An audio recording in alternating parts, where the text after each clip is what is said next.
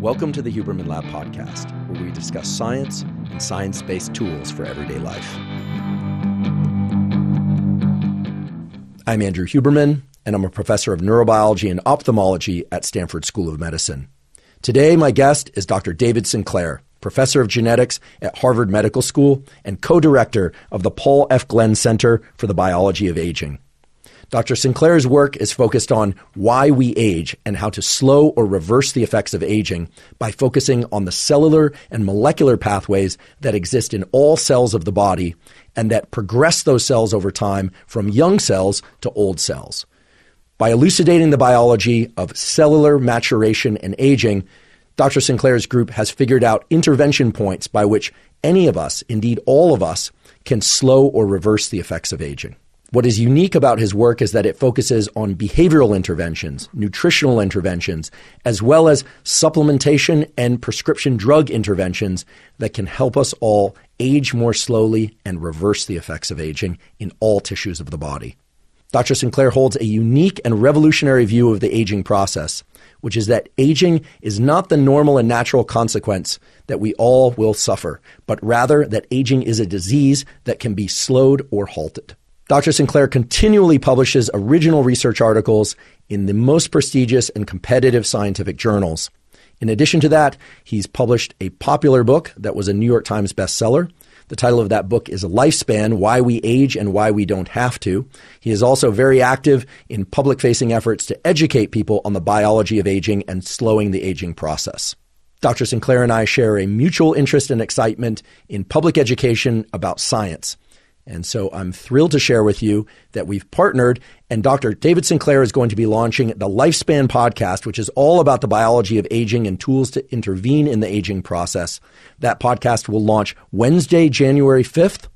You can find it at the link in the show notes to this episode today. As well, you can subscribe to that podcast on YouTube, Apple, or Spotify, or anywhere that you get your podcasts. Again, the Lifespan podcast featuring Dr. David Sinclair begins Wednesday, January 5th, 2022. Be sure to check it out. You're going to learn a tremendous amount of information, and you're going to learn both the mechanistic science behind aging, the mechanistic science behind reversing the aging process, and practical tools that you can apply in your everyday life. In today's episode, Dr. Sinclair and I talk about the biology of aging and tools to intervene in that process. And so you might view today's episode as a primer for the Lifespan podcast, because we delve deep into the behavioral tools, nutritional aspects, supplementation aspects of the biology of aging. We also talk about David's important discoveries of the sirtuins, particular molecular components that influence what is called the epigenome. And if you don't know what the epigenome is, you will soon learn in today's episode. Coming away from today's episode, you will have in-depth knowledge about the biology of aging at the cellular, molecular, and what we call the circuit level, meaning how the different organs and tissues of the bodies age independently and how they influence the aging of each other. Today's episode gets into discussion about many aspects of aging and tools to combat aging that have not been discussed on any other podcast or in the book Lifespan. Before we begin, I'd like to emphasize that this podcast is separate from my teaching and research roles at Stanford. It is, however, part of my desire and effort to bring zero cost to consumer information about science and science-related tools to the general public. In keeping with that theme, I'd like to thank the sponsors of today's podcast. Our first sponsor is Roka. Roka makes eyeglasses and sunglasses that are of the absolute highest quality. I've spent a lifetime working on the visual system, and I can tell you that the visual system has to contend with a number of different challenges, such as when you move from a bright area outside to an area where there are shadows, you have to adjust a number of things in your visual system so that you can still see things clearly. One problem with a lot of eyeglasses and sunglasses is they don't take that biological feature into account, and you have to take off your glasses and put them back on depending on how bright or dim a given environment is. With Roka eyeglasses and sunglasses, you always see things with the utmost clarity. In addition, they're very lightweight, and they won't slip off your face. In fact, they were designed to be worn while biking or running and in various activities, but they also have a terrific aesthetic, so you could wear them to dinner or work. I wear readers at night and when I drive, and I wear the sunglasses for most of the day. If you'd like to try Roka sunglasses or eyeglasses, you can go to roka.com, that's ROKA.com, and enter the code Huberman to save 20% off your first order. Again, that's Roka, ROKA.com, and enter the code Huberman at checkout. Today's episode is also brought to us by Inside Tracker. Inside Tracker is a personalized nutrition platform that analyzes data from your blood and DNA to help you better understand your body and help you reach your health goals. I've long been a believer in getting regular blood work done for the simple reason that many of the factors that impact your immediate and long-term health can only be assessed from a quality blood test. And now, with the advent of modern DNA tests, you can also get a clear picture of what your biological age is and compare that to your chronological age. And obviously, your biological age is the important one because it predicts how long you will live, and it's the one that you can control. The great thing about Inside Tracker is that compared to a lot of other DNA tests and blood tests out there, is that with Inside Tracker, you don't just get your numbers back of the levels of various hormones, metabolic factors, blood lipids, etc., but it also offers clear directives to lifestyle factors, nutritional factors, and supplementation that you can use in order to get the numbers into the ranges that are best for you and for your health. If you'd like to try Inside Tracker, you can go to insidetracker.com/Huberman to get 25% off any of Inside Tracker's plans. Just use the code Huberman at checkout. Again, that's insidetracker.com/Huberman to get 25% off any of Inside Tracker's plans. Today's episode is also brought to us by Magic Spoon. Magic Spoon is a zero-sugar, grain-free, keto-friendly cereal. Now, I don't follow a strictly ketogenic diet. What works best for me is to eat according to my desire to be alert at certain times of day and to be sleepy at other times of day. So for me, that means fasting until about 11 a.m. or 12 noon most days. And then my lunch is typically a low-carb, keto-ish lunch, maybe a small piece of grass-fed meat, some salad, something of that sort. And then in the afternoon, I might have a snack that's also keto-ish. And then at night is when I eat my carbohydrates, which for me helps me with the transition to sleep and allows me to get great deep sleep. That's what works for me. What that means is that in the afternoon, I'm craving a snack, and the snack for me is Magic Spoon. What I do lately is I put in some Bulgarian yogurt. Sometimes I just eat it straight. Each serving of Magic Spoon has 0 grams of sugar, 13 to 14 grams of protein, and only 4 grams of carbohydrates in each serving. So it really matches that low-carb, keto-ish approach. There's only 140 calories per serving, and they have a variety of flavors: cocoa, fruity, peanut butter, frosted. I particularly like frosted because it tastes like donuts. I try not to eat donuts, but I do love the frosted. And as I mentioned before, I lately mix it with yogurt, put a little cinnamon on there. I'm getting hungry just talking about it now. If you want to try Magic Spoon, you can go to magicspoon.com/Huberman to grab a variety pack. Use the promo code Huberman at checkout to get $5 off your order. Again, that's magicspoon.com/Huberman and use the code Huberman to get $5 off. And now, my conversation with Dr. David Sinclair. Thank you for coming. Thanks for having me here. It's good to see you. This is mate, by the way, that we're toasting at 11 a.m. Unlike other podcasts, I don't drink alcohol, so I'm boring that way. But truly, thanks for being here. I have a ton of questions for you. We go way back in some sense, but that doesn't mean that I don't have many, many questions about aging, longevity, lifespan, actionable protocols to increase how long we live, etc. And I just want to start off with a very simple question that I'm not even sure there's an answer to, but what is the difference between longevity, anti-aging, and aging as a disease? Because I associate you with the statement, aging is a disease. Right. Well, so longevity is the more academic way we describe what we research. Anti-aging is kind of the same thing, but it's got a bad rap because it's been used by a whole bunch of people that don't know what they're talking about. So I really don't like that term anti-aging. But aging as a disease and longevity are perfectly valid ways to talk about this subject. So let's talk about aging as a disease. When I started my research, disease here at Harvard Medical School, it was considered, if there's something that's wrong with you, and it's a rare thing, has to be less than 50% of the population, that's definitely a disease. And then people work their whole lives to try and cure that condition. And so I looked up what's the definition of aging. And it says, well, it's a deterioration in health and sickness, and you can die from it. Typically you do. So I'm thinking that sounds pretty much like a disease. But the caveat is that if more than half the population gets this condition, aging, it's put in a different bucket, which is, first of all, that's outrageous because it's just a totally arbitrary cutoff. But think about this, that we're ignoring the major cause of all these diseases.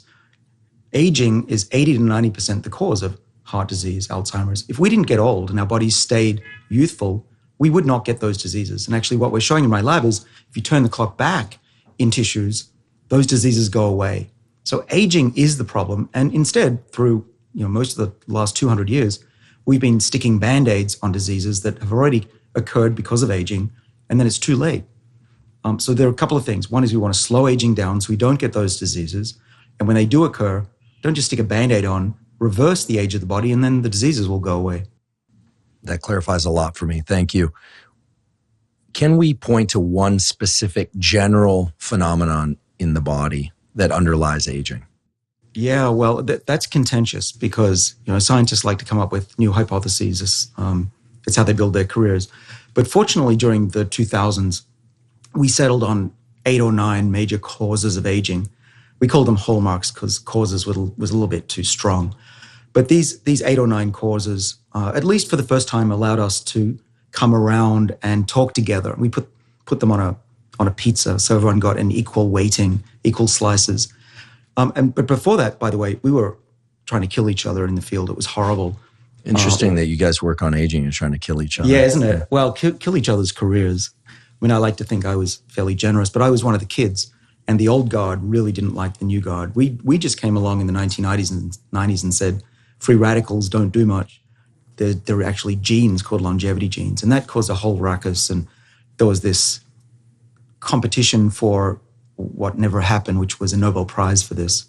And it just led to a lot of competition. I would go to meetings, and people would shout at each other and just backstab. It was horrible. But then, fortunately, in the 2000s, we rallied around this new map of aging with these causes or hallmarks. But I think that there's one slice of the pizza that is way larger than the others, and we can get to that. But that's the information in the cell that we call the epigenome. Well, tell us a little bit more about the epigenome. Frame it for us, if you will, and then we'll get into ways that one can adjust the epigenome in positive ways. Yeah, so in science, what I like to do, I'm a reductionist, is to boil it down. And I actually ended up boiling aging down to an equation, which is the loss of information due to entropy. It's a hard thing to overcome the second law of thermodynamics. That's fair. But this equation really represents the fact that I think aging is a loss of information in the same way that when you Xerox something 1,000 times, you'll lose that information, or you try to copy a cassette tape, or even if you send information across the internet, some of it will get lost. That's what I think is aging. And there are 2 types of information in the body. There is the genetic information, which is digital, A, T, C, G, the chemical letters of DNA. But there's this other part of the information in the body that's just as important. It's essential, in fact, and that's the systems that control which genes are switched on and off, in what cell, at what time, in response to what we eat, etc. And it turns out that 80% of our future longevity and health is controlled by this second part, the epigenetic information, the control systems. I liken the DNA to the music that's on a DVD or a compact disc. For the younger people who used to use these things. I recall. Yeah. And then the epigenome is the reader that says, okay, in this cell, we need to play that set of songs. And in this other cell, we have to play a different set of songs. But over time, aging is the equivalent of scratching the CD and the DVD so that you're not playing the right songs. And cells, when they don't hear the right songs, they get messed up and they don't function well. And that is what I'm saying is the main driver of aging. And these other hallmarks are largely manifestations of that process. Can we go a little deeper into what these scratches are? Is it the way that the DNA are packed into a cell? Is it the way that they're spaced? What are the scratches that you're referring to? So DNA is 6 foot long. So if you join your chromosomes together, you get about 6 foot per cell. So there's enough to go to the moon and back 8 times in your body. And it has to be wrapped up to exist inside us. But it's not just wrapped up willy-nilly. It's not just a bundle of string. It's wrapped up very carefully in ways that dictates which genes are switched on and off. And when we're developing in the embryo, the cell marks the DNA with chemicals that says, okay, this gene is for a nerve cell. You cell will stay a nerve cell for the next 100 years, if you're lucky. Don't turn into a skin cell. That would be bad. And those chemicals, there are many different types of chemicals, but one's called methylation. Those little methyls will mark which songs get played for the rest of your life. And there are other marks that change daily. But in toto, what we're saying is that the body controls the genome through the ability to mark the DNA and then compact some parts of it, silence those genes, don't read those genes, and open others, keep others open that should stay open. And that pattern of genes that are silent and open, silent, open, is what dictates the cell's type, the cell's function. And then the scratches are the disruption of that. So genes that were once silent, and you could say it's a gene that is involved in skin, it's starting to come on in the brain, shouldn't be there, but we see this happen. And vice versa, the gene might get shut off over time during aging. Cells over time lose these structures, lose their identity, they forget what they're supposed to do, and we get diseases. We call that aging. And we can measure that. In fact, we can measure it in such a way that we can predict when somebody's going to die based on the changes in those chemicals. Are these changes the same sorts of changes that underlie the outward body surface manifestations of aging that most of us are familiar with? Graying of the hair, wrinkling of the skin, drooping of the face. Walking around New York lately, it's amazing to me. There are certain people that seem to walk looking down at the sidewalk because their spine is essentially in a C shape, right? A hallmark, if you will, of aging that most of us are familiar with. Are these same sorts of DNA scratches associated with that? Or are we talking about people that are potentially are going to look older but simply live longer? Well, it's actually, you are as old as you look, if you want to generalize. So let's start with centenarian families. These are families that tend to live over 100. When they're 70, they still look 50 or less. So it is a good indicator. It's not perfect because you can, like me, grow up in Australia and accelerate the aging of your skin. But in general, how you look. No one's ever died from gray hair, but overall you can get a sense just from the ability of skin to hold itself up, how thin it is, the number of wrinkles. That is actually, it was a great paper just came out that said that an AI system looking at the face could very accurately predict someone's age. Very interesting. So I started off in developmental neurobiology. So one of the things that I learned early on that I still believe wholeheartedly is that development doesn't stop at age 12 or 15 or even 25, that your entire life is one long developmental arc. So in thinking about different portions of that developmental arc, the early portion of infancy and especially puberty seem like especially rapid stages of aging. And I know we normally look at babies and children and kids in puberty and we think, oh, they're so vital, they're so young. And yet the way you describe these changes in the epigenome and the way you have framed aging as a disease leads me to ask, are periods of immense vitality the same periods when we're aging faster? Yes. And this is something I've never talked about, at least not publicly. So this is a really good question. So those chemicals we can measure. It's also known as the Horvath clock. It's the biological clock. It's separate from your chronological age. So actually what I didn't mention is that when the AI looked at the faces of those people, they could predict their biological age, their internal age. So your skin represents the age of your organs as well. And the people that look after themselves, we can talk about how to do that later. But there are some people that are 10, 20 years younger than other people biologically. And it turns out if you measure that clock from birth or even before birth, if you look at animals, there's a massive increase in age based on that clock early in life. So you're right.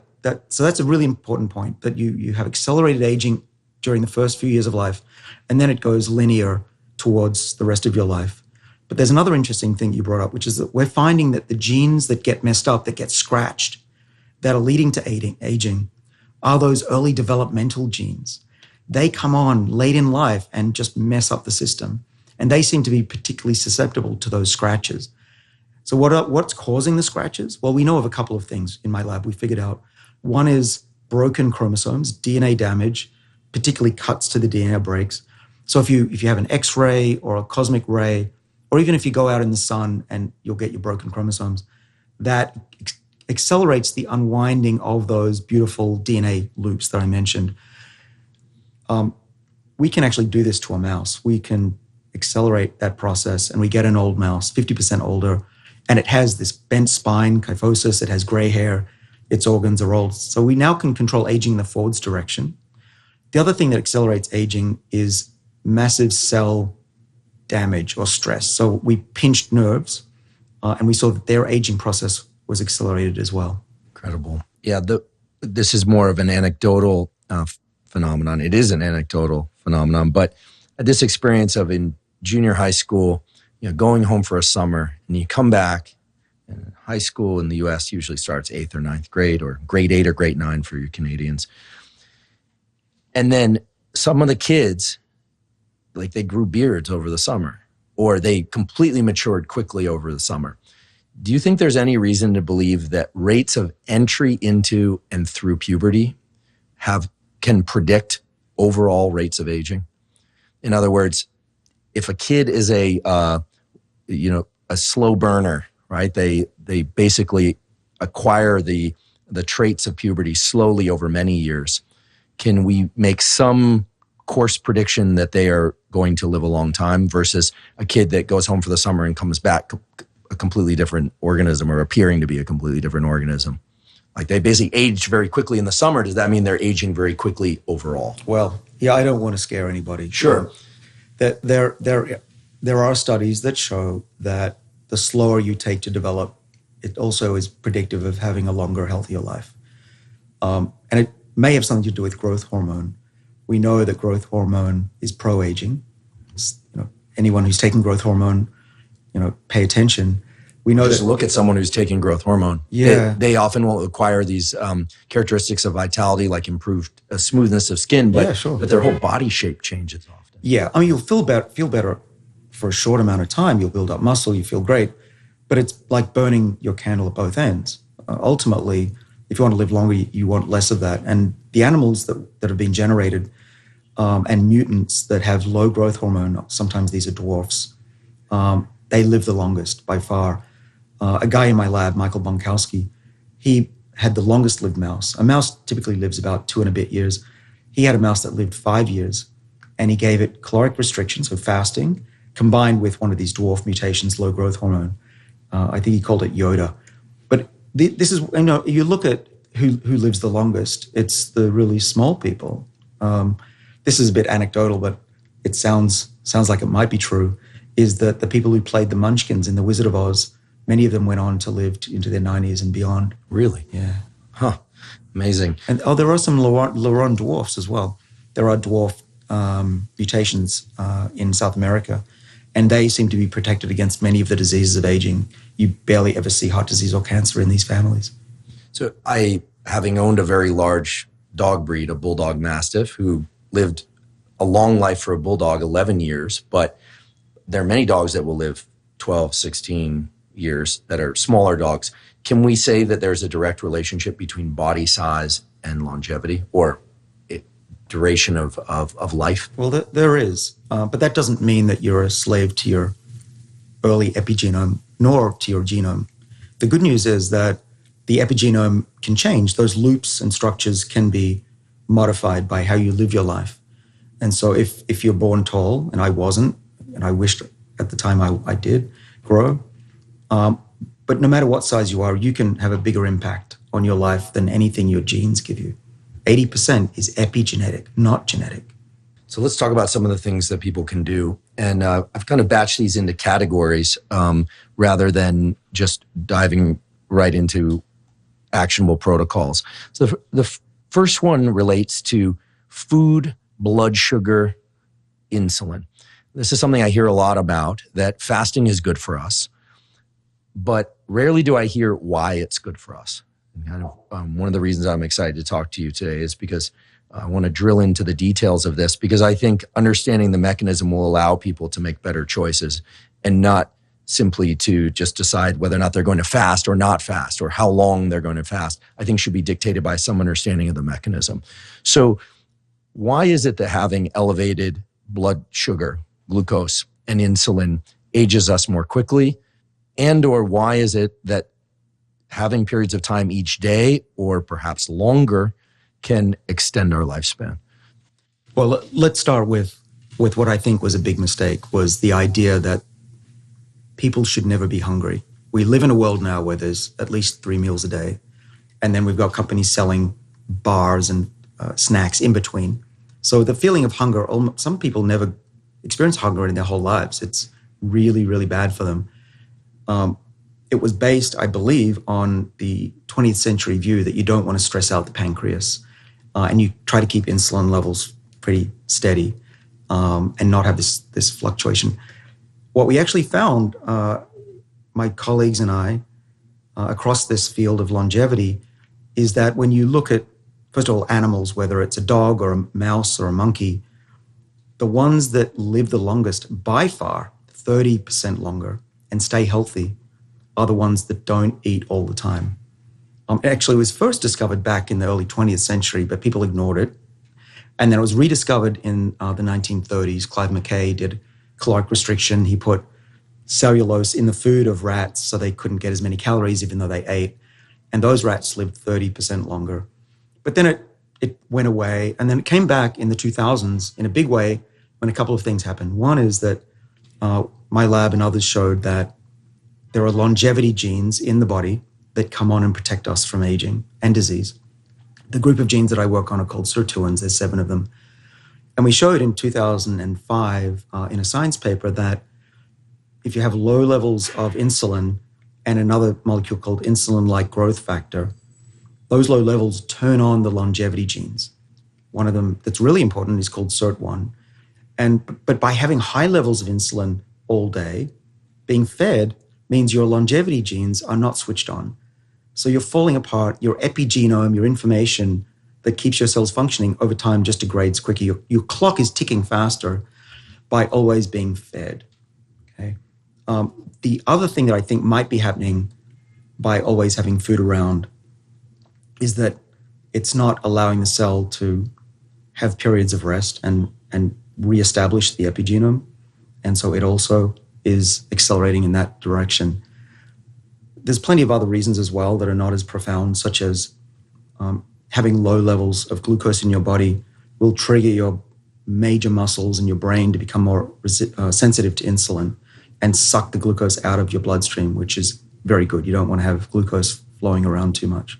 And that will ward off type 2 diabetes. So hunger, of course, is associated with low blood glucose and low insulin. Do you think there's anything about the subjective experience of hunger itself that could be beneficial for longevity? Yeah, I do. Though you get used to the feeling of not eating. So I'm kind of screwed that way.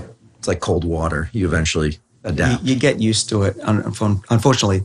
But there are some studies that are being done at the National Institutes of Health that are able to simulate the effect of hunger, but still provide the calories. And it's looking like there's a small component that's due to hunger.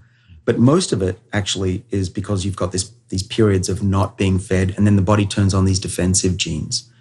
There's a really interesting experiment that was published maybe a couple of years ago by Rafael De Cabo down at the NIH. What he did was he took over 10,000 mice and gave them different combinations of fat, carbohydrate, protein, and he was trying to figure out what was the best combination. And then he also cleverly had two groups, one that was fed all the time or ate as much as they wanted, and the other group was only given food for an hour a day. And it turns out they ate roughly the same amount of calories because, of course, in an hour, they're stuffing their faces. It turns out it didn't matter what diet he gave them. It was only the group that ate within that window that lived longer and dramatically longer. So my conclusion is, and mice are very similar to us metabolically, I think that tells us that it's not as important what you eat, it's when you eat during the day. What is the protocol that people can extrapolate from that? Or maybe I should just ask you, what is your protocol for when to eat and when to avoid food? Do you fast? Do you ever fast longer than 24 hours? What do you do? And what do you think is a good jumping off place if people want to explore this as a protocol? Well, if there's one thing I could say, I would say definitely try to skip a meal a day. That's the best thing. Does it matter which meal, or are they essentially equivalent? Well, as long as it's at the end or the beginning of the day, because then you add that to the sleep period where you're hopefully not eating. I think that's an excellent point. I realize it's a simple one, but I think it's an excellent one because I think one of the things that people struggle with the most is knowing when and how to initiate this so-called intermittent fasting. And the middle of the day obviously is not tacked to the sleep cycle in the same way. So it's much harder as well for many people. Yeah. Well, I'll tell you what I do. I skip breakfast. I have a tiny bit of yogurt or olive oil because the supplements I have need to be dissolved in it. And then I go throughout the whole day, as I'm doing right now here with this glass of water here. I'm just keeping myself filled with liquids, and so I don't feel hungry.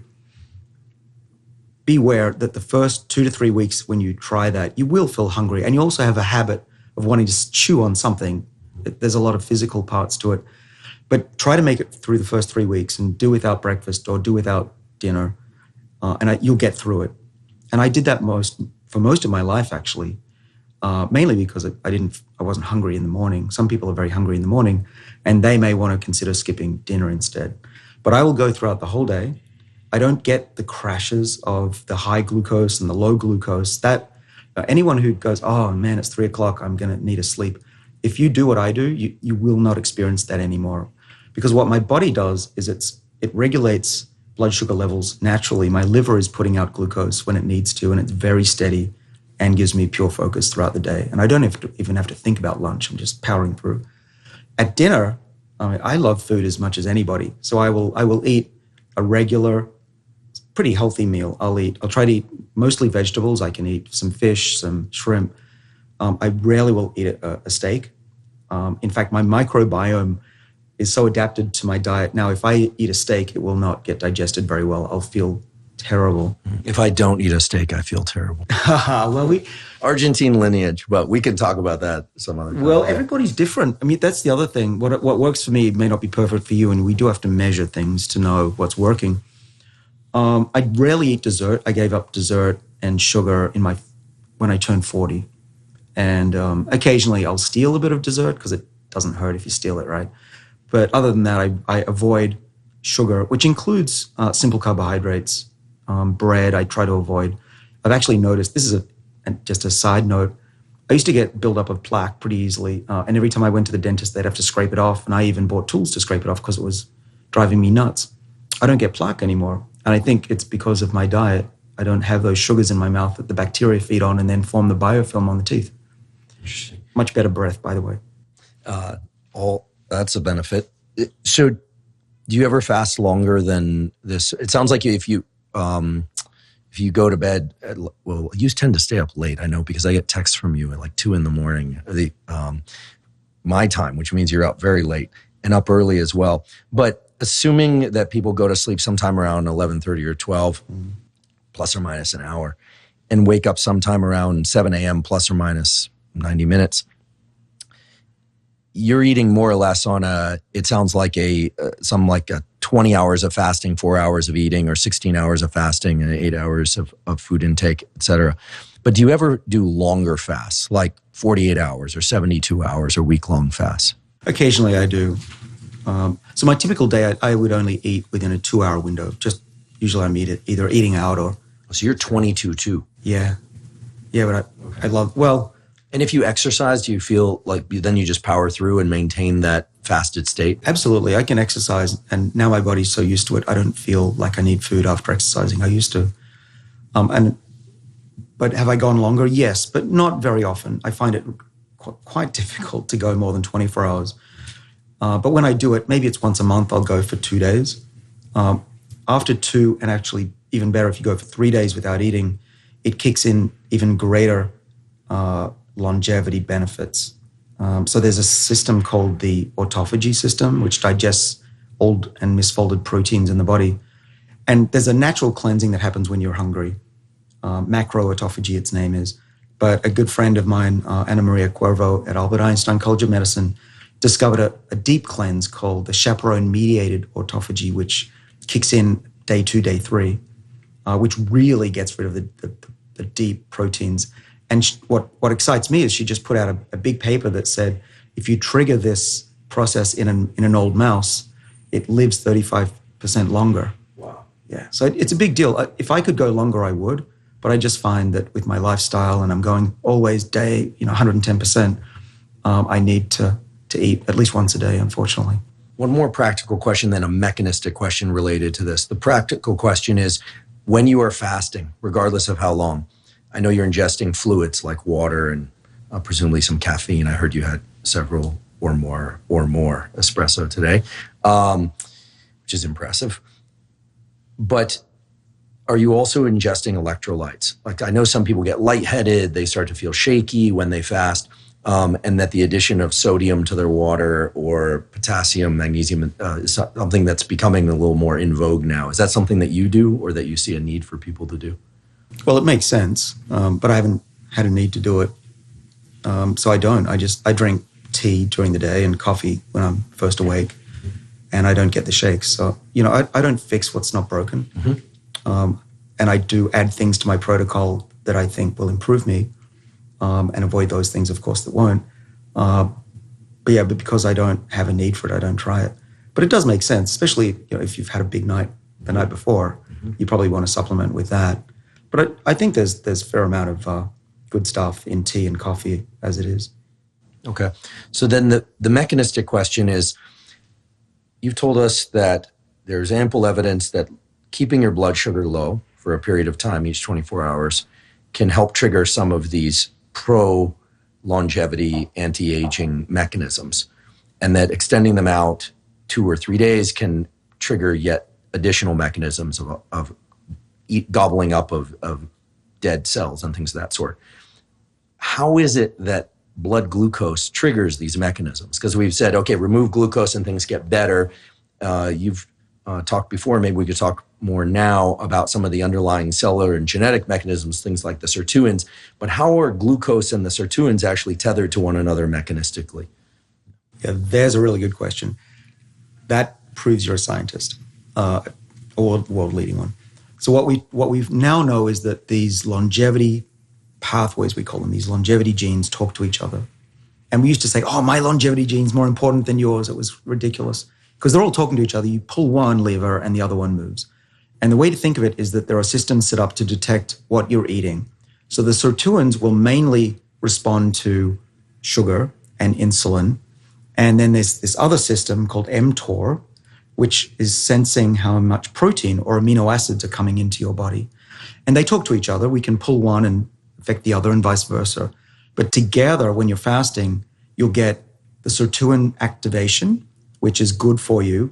And you'll also, through lack of amino acids, particularly 3 of them, leucine, isoleucine, valine, the body will downregulate mTOR. And it's that up sirtuin, down mTOR that is hugely beneficial and turns on all of the body's defenses, chewing up the old proteins, improving insulin sensitivity, giving us more energy, repairing cells, all of that. And so these 2 pathways, I think, are the most important for longevity. So interesting. You mentioned leucine. Within the resistance training / bodybuilding / fitness community, leucine gets a lot of attention because there are longstanding debates about how much protein one needs per day and how much one can assimilate at each meal. It makes for many YouTube videos and not much else, frankly. However, it's clear that because of leucine's effects on the mTOR pathway, that there are many people, not just people in these particular fitness communities, that are actively trying to ingest more leucine on a regular basis in order to maximize their wellness and fitness, and in some cases muscle growth, but also just wellness. But what I interpret your last statement to mean is that leucine, because it triggers cellular growth, is actually pro-aging in some sense. Is that right? Well, it could be. That's what the evidence suggests. And again, it goes back to the debate, should you supplement with growth hormone or testosterone? All of these activities will give you immediate benefits. You'll bulk up more, you'll feel better immediately. But based on the research, it's at the expense of long-term health. So my view of longevity, the way I treat my body is I don't burn both candles. I have one end of the candle lit. I'm very careful. I don't blow on it. But I also do enough exercise that I'm building up my muscle, but I'm not huge. Anyone who's seen me, knows that I'm not a professional bodybuilder. But I tried to actually, here's the key, and I haven't said this publicly that I can remember, I pulse things so that I get periods of fasting and then I eat. then I take a supplement, then I fast, then I exercise, and I'm taking the supplements and eating in the right timing to allow me to build up muscle sometimes. Because you can't just expect to take something constantly and do something constantly for it to work. And that's why it's taken me about 15 years to develop my protocol. And there's a lot of subtlety to it. Mm-hmm. Yeah, it sounds like a very rational protocol. Does the name Ori Hofmeckler mean anything to you? No. Okay. Just briefly, I discovered Ori Hofmeckler about 15 years ago. He was in Israeli Special Forces. He's now got to be close to 70. Forgive me, Ori, if that number is inflated. He wrote a book called The Warrior Diet, which got very little attention at the time. But what he said was, when he was in Israeli Special Forces, they rarely ate more than once per day, and sometimes once every second or third day. And this is a guy who maintains an incredible physical stature. You know, he's very lean, very strong, and very vital at, I wouldn't say an advanced age, but he's getting up there, and he just seems to be getting better and better. Ori Hofmeckler was the person who essentially founded, if you will, although our ancestors founded, to be completely fair, the so-called intermittent fasting diet. He called it the Warrior Diet, and this book didn't get much attention. But one of the things that you just said really reminded me of Ori. I sat down with him. I actually went to his home and sat down with him, and he said, fasting is wonderful, but these pulses where you nourish the body or even slightly overnourish the body, provided they aren't too frequent, have a tremendous effect on vitality. And so I want to use that as kind of a segue to address this issue of vitality versus longevity. Because here you're telling me, and certainly the evidence supports that, growth hormone will make you feel better and younger, taking testosterone or estrogen, we should probably say. There are, women who take hormone therapies later in life who take estrogen, they experience a strong increase in vitality if it's done correctly. But there is an effect of aging the body more rapidly. It's sort of a second puberty, if you will. But this idea of restriction and then pulsing, not necessarily feast and famine, but certainly famine and feast in lowercase letters. There really seems to be something about that. So at a cellular level, like we kind of go back to mTOR and the sirtuins, how do you think that the cells might be reacting to this kind of lowercase feast and uppercase famine type protocol? Right. Well, the pulsing, I think, is what you want to do is to get the cells to be perceiving adversity. Okay, because our modern life, we're sitting around, we're eating too much, we're not exercising. Our cells respond. They go, hey, everything's cool, no problem. And they become relaxed and they don't turn on their defenses, and we age rapidly. We can see it in the clock. People who exercise and eat less have a slower ticking clock. It's a fact. But my protocol is different than most people's because I am pulsing it. Now, first of all, let's get to why did I even think that might be possible? Because I didn't read the Warrior Diet. What I found in my research was that if we gave resveratrol, this red wine molecule that became well known in the 2000s, if we gave it to mice their whole lifespan, they were protected against a high-fat diet, which we call the Western diet. They had lean organs. They lived slightly longer, but not a lot. And if we gave them a high-fat diet without resveratrol, they actually lived a lot shorter. So resveratrol protected them against the high-fat diet. We gave it to them on a normal diet. They just ate it when they wanted, and there wasn't much effect. This is what's not known, though it's in the supplemental data of the paper that nobody ever reads. The mice that were given resveratrol every second day on a normal diet lived dramatically longer than any other group. So people out there, my critics say, resveratrol didn't extend the lifespan of mice on a normal diet, therefore it's not aging, it's just protecting against a high-fat diet. Well, look at the supplemental data, please. If you give it to the mice every other day, we had mice living over 3 years. Wow. That's a long time. I have got many, many mice in my ownership in my lab at Stanford, and that's a very long life for a mouse. It was, by far. And so it was a long lifespan extension.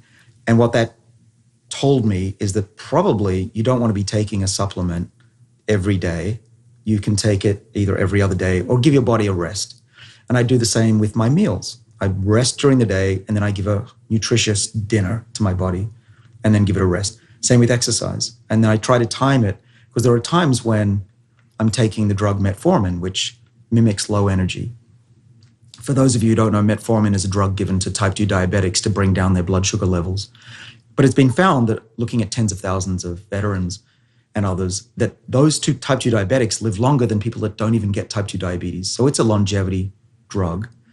Right now, you have to get it from your doctor in the US. In most other countries, you can just get it over the counter. And you're protected, it looks like, based on epidemiological data, cancer, heart disease, frailty, what else? Dementia. So I take metformin. In addition, you take metformin and you're fasting each day. So when do you take it relative to the fasting? Yeah, I always take metformin in the morning, along with the resveratrol, because for a number of reasons, but mainly because my body responds better. And I've been measuring my body for 12, 13 years. But here's the thing. If I'm going to exercise that day, I will skip the metformin. And a lot of people who do pay attention to this kind of thing think that they should stop taking metformin because they're never going to get muscle, or it's going to affect their ability to build up muscle. But that's not true. What metformin does to you, it actually just reduces your ability to have stamina, because it's inhibiting your body's ability to make energy. And so what happens is when you're on metformin, you do fewer reps. But guess what? Those muscles that you do build up on metformin have the same strength and have much lower inflammation and other markers of aging. You just won't have that extra 5% size of muscles. So if you want large muscles, don't take metformin and you'll be fine during your exercise. But for me, I'm not trying to get giant. I want strong muscles and I want to live longer and healthier. So I just try to time it so that I get the most reps out of my exercise regime. But sometimes in scientific literature, it's worth bringing this up. If there's a 5% difference in a graph, then either the press release or some reporter will say, oh my goodness, big difference, 5%, can't take metformin during exercise. That's the headline. And then you go in and it's barely significant, and the graph is distorted because they've changed the axes to make it look bigger. And now it's become a myth that metformin greatly inhibits your ability to exercise, which is not true. But in an abundance of caution, I skip my metformin on days I'm going to exercise. And not only that, I'm one of the 20% of people that has a stomach sensitivity to it. So if I'm not feeling great that day, I don't take it either. You mentioned metformin is available only by prescription from a doctor, at least in the US. Berberine is this substance that comes from tree bark, who I also learned about many years ago from Ori. He said, if ever I'm going to overeat, like a Thanksgiving meal or something, I take berberine. Those were his words. And I tried it. And what's remarkable about berberine is that you can eat enormous quantities of food and not feel as if you've eaten enormous quantities of food. I'm not necessarily recommending people do this. But what I noticed was if I took berberine, which my understanding is it works very similarly to metformin, works on the AMPK pathway, the mTOR pathway, et cetera, that if I didn't ingest food, in particular carbohydrates, I would feel a little dizzy and kind of get a headache, like almost hypoglycemic. What are your thoughts on berberine as an alternative to metformin? And are there any cautionary notes?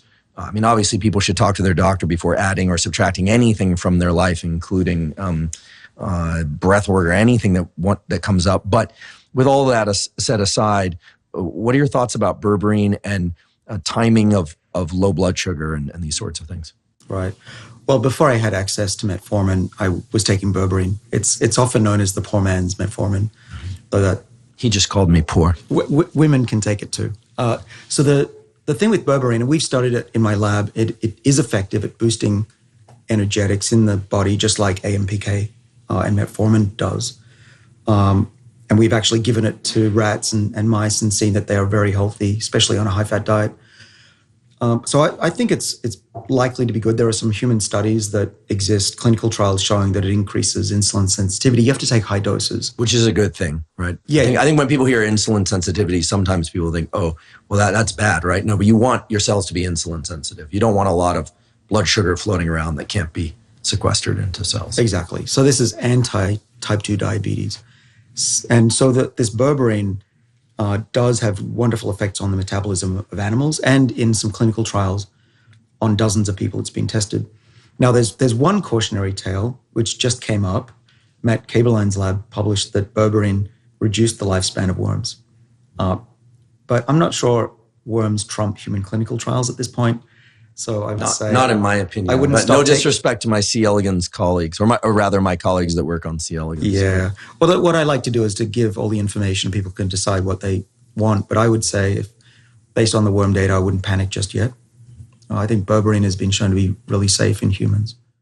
You mentioned resveratrol. I think now would be a great time to talk a little bit about protocols for resveratrol, grapeseed extract, et cetera. Let's start with the obvious one that I know you get a lot, but for the record, can't I just drink red wine and get enough resveratrol, David? You can try. You need to drink about 200 glasses a day. So I'm sure it's been tried. There are some. And I drink a glass of red wine a day if I get the chance. But any more than that, it's a lot of calories and your liver will get fatty and it's all bad. So, I mean, realistically, you can only get the 1,000 milligrams that I take a day from a supplement that's pure. Now, there are a lot of people selling resveratrol. If it's not light gray or white in color, throw it away. The brown stuff has gone bad or is contaminated. And the contaminated stuff, beware, it'll cause diarrhea. But regular resveratrol should not do that. So 1,000 milligrams per day is what you do? Yeah, and I have for about 15 years now. And you ingest that with some fatty substance like olive oil or yogurt, is that right? Yeah, you have to. And other supplements, quercetin, curcumin, these are crunchy things. They're not going to get through your gut.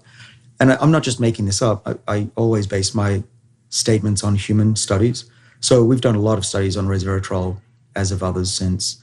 And we know that we found out early, I was one of the first people to take a high dose resveratrol. And when we included it with food, the levels in my blood went up 5-fold. And so you want to have something in there. If you just drink it with water, it's not going to get through. And unfortunately, some people have done clinical trials without even thinking that they might need to dissolve it in something. So are you taking this all at once in the morning and chasing it with some olive oil, or are you dissolving it in yogurt? What's the specific protocol? Yeah, I've been improving, perfecting what I do. For about 10 years, I would take some Greek yogurt, a couple of spoonfuls, put the resveratrol on there, mix it around, make sure it's dissolved, and put that in my mouth and swallow that. These days, what I like to do, because I've realized that olive oil, and particularly oleic acid, one of the monounsaturated fatty acids, is also an activator of the sirtuin defenses. So I'm trying to ingest more of oleic acid. So I switched to olive oil. What I do is I put a couple of teaspoons of olive oil in a glass, mix around the resveratrol and maybe some quercetin, a similar molecule, make sure it's dissolved. I put a little bit of vinegar, and if I have a basil leaf, I'll put that in, and it's like drinking some salad dressing, and it's great. Delicious. That raises a question that I want to ask before we get to NMN and NR and vitamin B3, which is, by doing that, do you think that it breaks your fast? And I want to just frame this question of breaking the fast in a more general scientific theme, and I'd love your thoughts on this. One of the questions I get asked all the time is, does ingesting blank break the fast? Does eating this or drinking this, coffee, if I walk in the room and someone else is eating a cracker, does it break my fast? People get pretty extreme with this.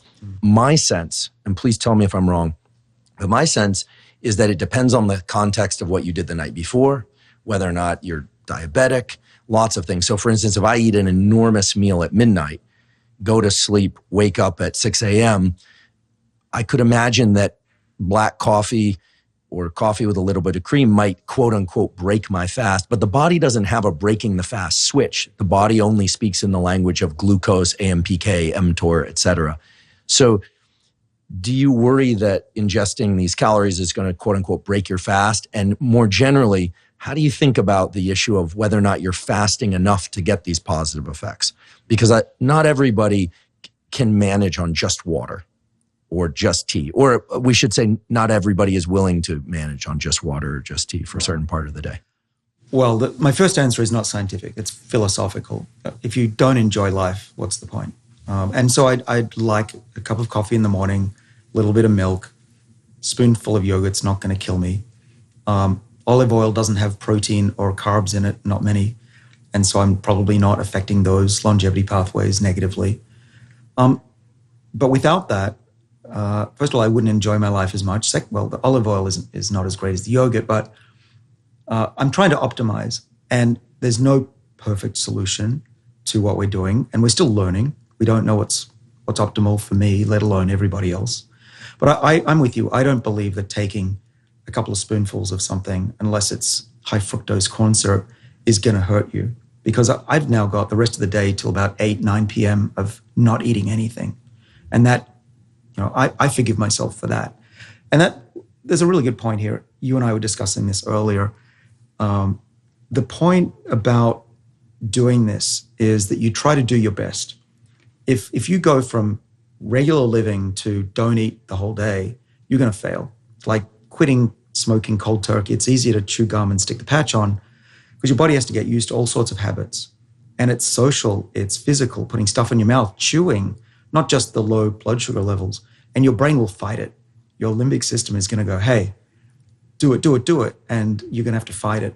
Once you get through it, you'll be better. But you do it in stages. Do breakfast first, then do a small lunch, and then eventually cut lunch out. Don't go cold turkey because everyone knows it's a fact that if you try to do a strict diet right out of the gates, you'll almost always fail.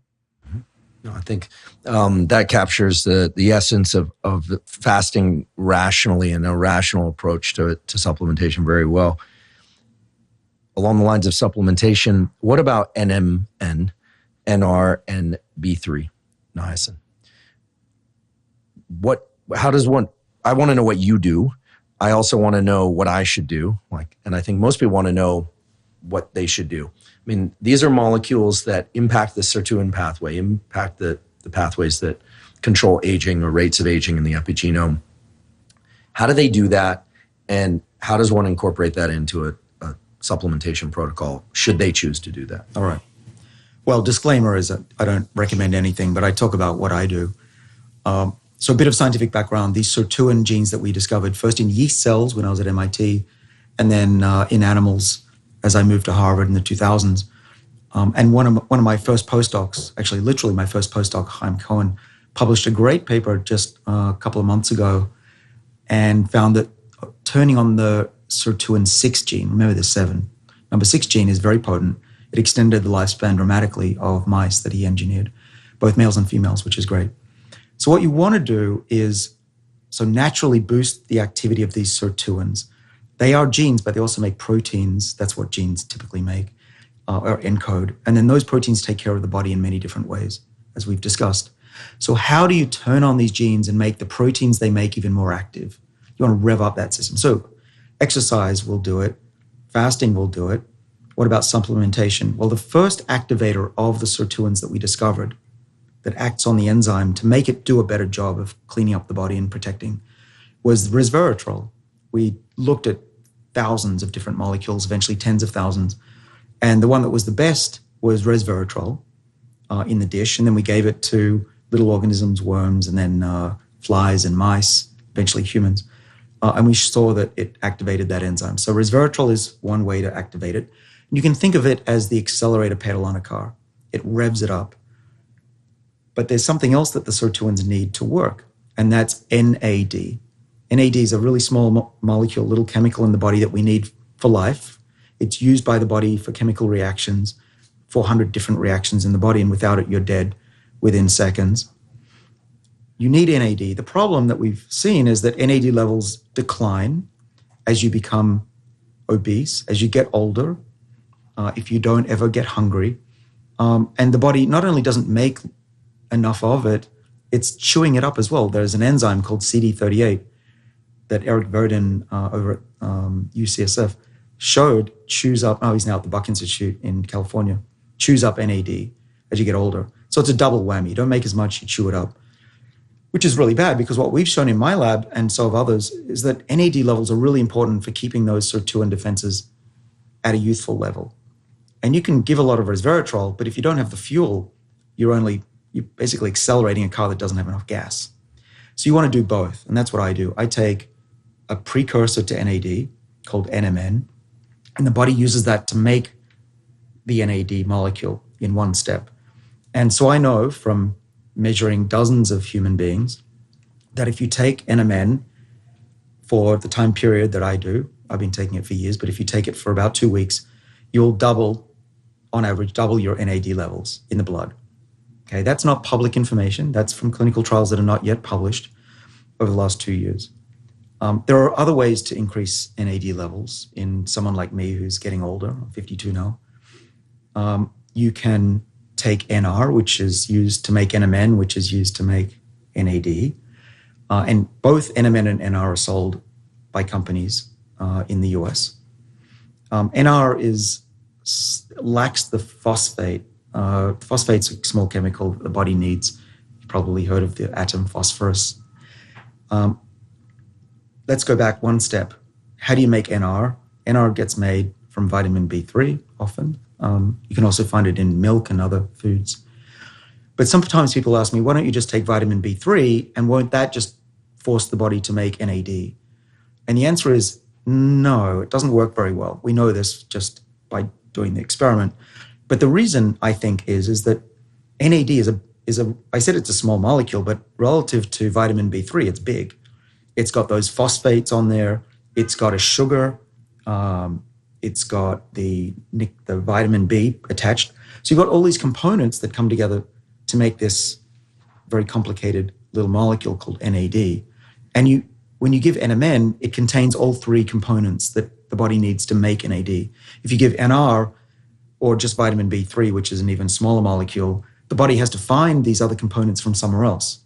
So where do you get phosphate? Well, the body needs it for DNA, needs it for bones. So high doses of something that requires additional phosphate makes me a little concerned. And we have compared NMN and NR head-to-head in mouse studies. For instance, NMN, we've shown in a Cell paper a few years ago, makes mice run further. Old mice can run 50% further because they have better blood flow, better energy. NR at the same dose did not do that. In fact, it had no effect. I see. Dosage-wise, if I were elect to take NMN in supplement form to increase my NAD levels and presumably slow my aging, how much NMN should I take? What's the protocol that you do? And are the various forms that are out there, are some better or some worse? Well, I'm always happy to tell you what I do and what my father does, my 82-year-old father. We take a gram of NMN every day. So it's a gram of resveratrol and a gram of NMN. Right. Okay, 1,000 milligrams. Now, another important point, which is I'm not the same as everybody else. I have a different microbiome, age, sex, right? And so I've been measuring myself. And so I know if something's, or I think I know if something's making me better or worse based on measuring 45 different things. So I just want people to be aware that what I do may not perfectly work at all for others. But I have studied, as I said, dozens of people who take NMN at a gram, sometimes 2 grams. And I know by looking at all those people that without any exceptions, that if you do what I do, your NAD levels go up by about 2-fold or more. And so I do that every day, the 1,000 milligrams. Now, people sell it. Now, I never get into brands and all that. First of all, I don't have the time to measure products. I don't know. Though I should say, I do want to say I'm working on a solution for people to know what works and what's real and what isn't. But I'm not there yet. And in the meantime, I would say, if you do want to buy this, let's say you want to buy NMN, look for a company that is well established, that has high levels of quality control. Look for 3 letters, GMP, which is good manufacturing practices. And so that means they make it under a certain level of quality control. You're not going to find iron filings in there, and it probably has the stuff in it that they say it does. That's all I can say right now. I'm working on something that's going to be much more helpful. But overall, make sure it's white, crystalline NMN, and that to me it tastes like burnt popcorn. You crack open the capsules and you'll take a little sample to make sure it tastes like burnt popcorn. Well, when I'm making my capsules, I'll taste it, and I do a lot of quality control on the stuff that I take. Do you take that gram all at once with the resveratrol, or do you take it spread throughout the day? It's all in the morning for those things. So if I take metformin, it's NMN and the resveratrol all together, and there's a good reason for that. It's all scientific. I try to be. The levels of NAD go up in the morning in our bodies naturally. Our bodies actually have a cycle of NAD. It's not steady. It's circadian? It's circadian. In fact, NAD controls your clock. This was shown by ShtsNG and colleagues in a nice science paper about a decade ago, that if you disrupt the NAD cycle, which is controlled by the sirtuin gene that we worked on, that is what's telling your body, oh, it's time to eat, it's time to go to sleep. And if you take the NMN late at night, for example, you can disrupt your circadian rhythms. Interesting. Conversely, when I travel and I want to reset my clock to the time zone, I will take a boost of NMN in the morning, and I feel great. Does this protocol for you, does it produce any immediate effects of increased energy, et cetera? You mentioned that one would, if it's right for them, would have to take it for at least 2 weeks to start to see the NAD levels increase. At that point, when NAD levels increase, could one possibly expect an increase in overall energy, focus, et cetera? Well, I realize we're not making promises here, but I'm just wondering whether or not the only measure of whether or not this protocol is working is whether or not you die at age blank or blank plus 20. And of course, once you're dead, you can't really know if you would have lived longer if you'd done something differently, and vice versa. Sure. Well, there was a study, again, by ShtsNG, my good friend at Washington University in St. Louis, that showed that it improves, remember this, insulin sensitivity, which is a good thing. But you can't know your insulin sensitivity unless you're measuring have a glucose monitor on your arm. Do you have one on right now? No. No, I used to. I learned a lot. Yeah, last time I saw you, you had this thing. It looks like a small leech, not a large leech, and it was measuring your blood glucose. They're very informative because you learn what your body reacts to, and grapes were really bad. Rhonda Patrick agrees with that. But the issue was what? Where were we, Andrew? The issue is whether or not you can expect any immediate effects on energy, vitality, focus, just even subjectively. So what do you feel is the question. And anecdotally, because I've been taking this for a long time, if I don't take it, I start to feel 50 years old. It's horrible. I can't think straight. It may be placebo, but who knows? But what we're doing now are very careful clinical trials. We've done the safety for 2 years, and we're now treating elderly patients at Harvard Medical School with some wonderful colleagues. And those people are actually going to be, and currently in MRIs, so you can measure the energetics and the NAD levels in their legs as they exercise in real time. And that will tell us if what we see in the mice, this increased endurance, actually works. In the meantime, it's fun to talk about anecdotes. I have a number of athlete friends, some of which have increased lowered their time in marathons, for example. There's a good friend of ours in our circle that is winning marathons at age 50 now. And he attributes that to the protocol that he's on. Interesting. I haven't started taking NMN, but I'm planning to do that when my next birthday arrives, which is in a couple months. But I do experiments on my sister and have for years. I have a sister who's 3 years older than I am who is very enthusiastic about these protocols. And I'll tell you that after reading your book, I started purchasing for her and giving her an NMN supplement. And she claims, and I believe her, she has a quite sensitive system and she's very tuned into it. She feels far and away better when she takes it as opposed to when she doesn't. And I've done the control experiment of removing her supply and then giving it back to her and this kind of thing. So that's my other laboratory. This is what younger brothers do to older sisters. I have a question about something that if it has no relevance, we can just treat it as a speed bump and then move right on. the artificial sweeteners, these things that, or I should say non-glucose increasing sweeteners. So you've got stevia, which is a plant basically, and then you've got sucralose and aspartame and all these things. There is some evidence that I know we're both aware of that have been published in quite reputable journals showing that they can disrupt the gut microbiome in certain cases, in particular saccharin, the one that basically nobody uses anymore.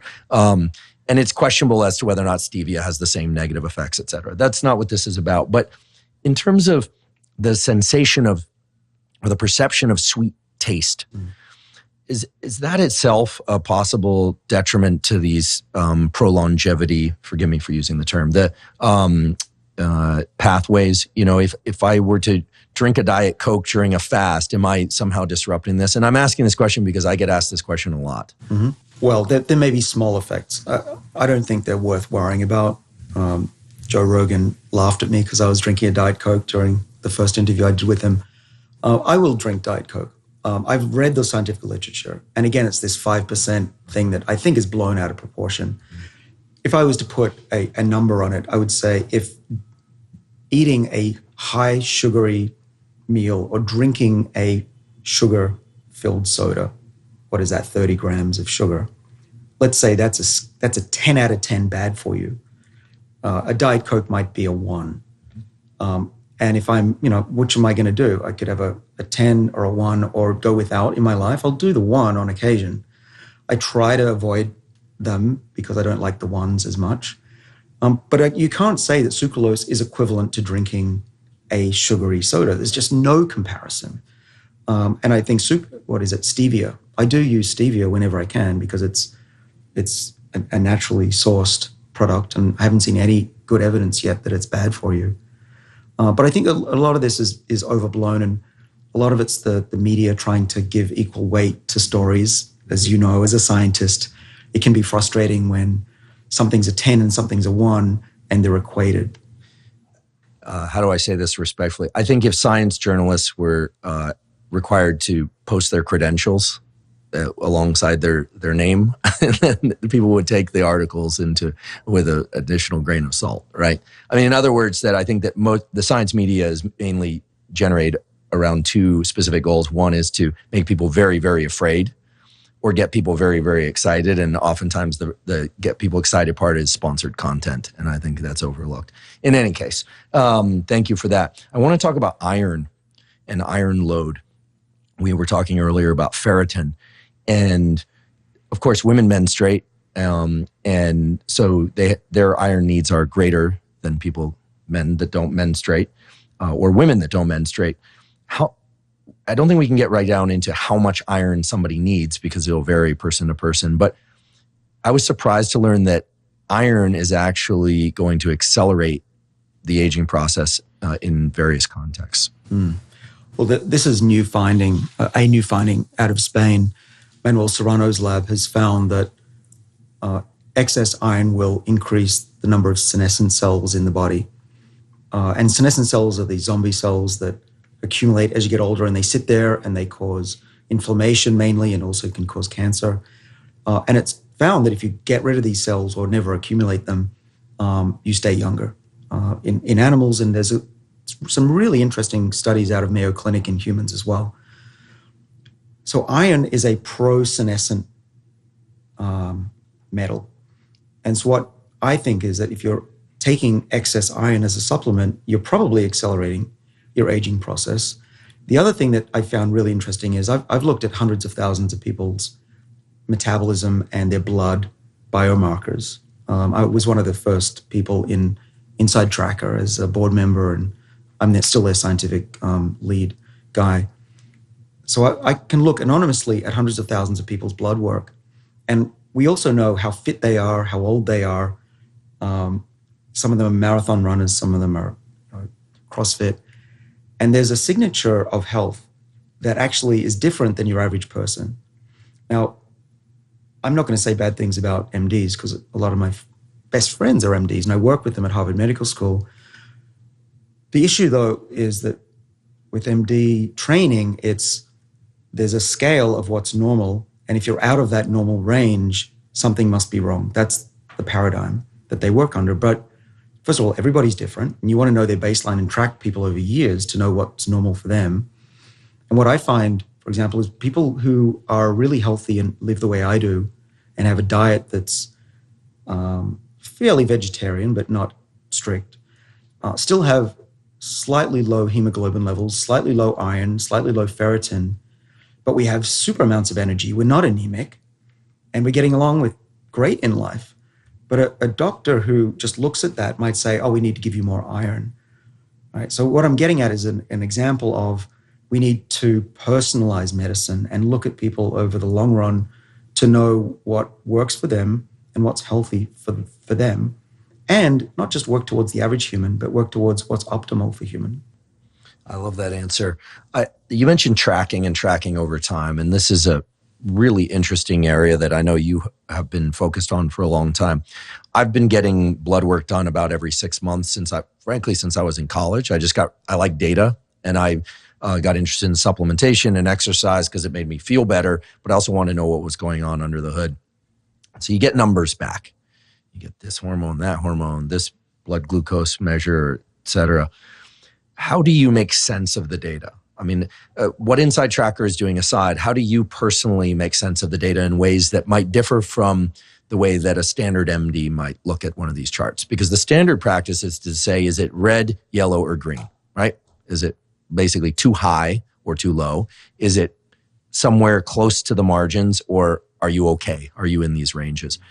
Are there any things that you pay attention to that you think are particularly interesting for people to just take note of? I mean, we're not asking you to go against anybody's physician, but what sorts of things should people start to educate themselves about in terms of what these molecules are on their charts if they choose to get them, and what do you look at? Yeah.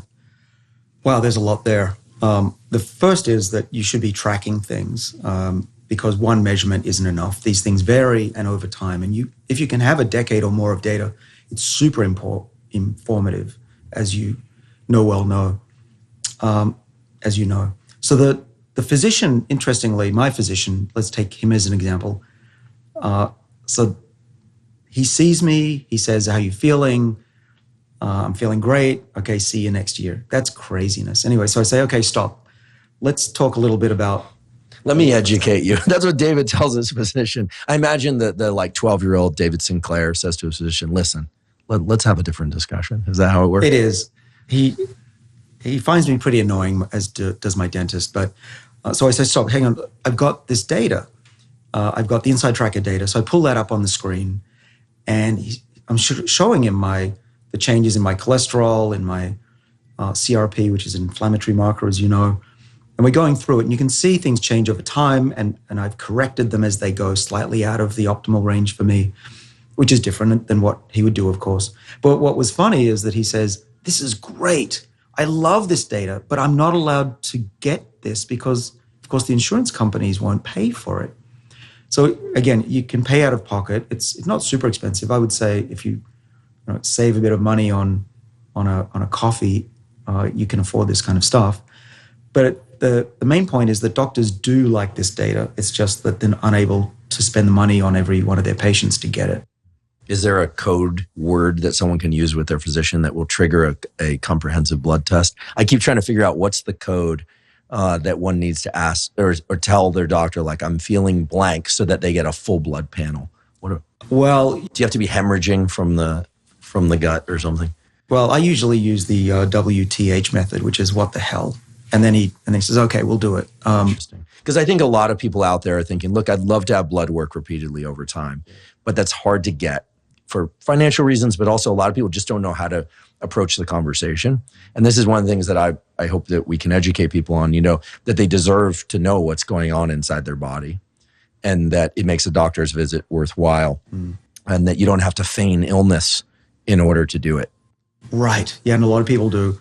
So I would say if you can afford these tests, there are an increasing number of companies that offer these tests. Inside Tracker is one of them.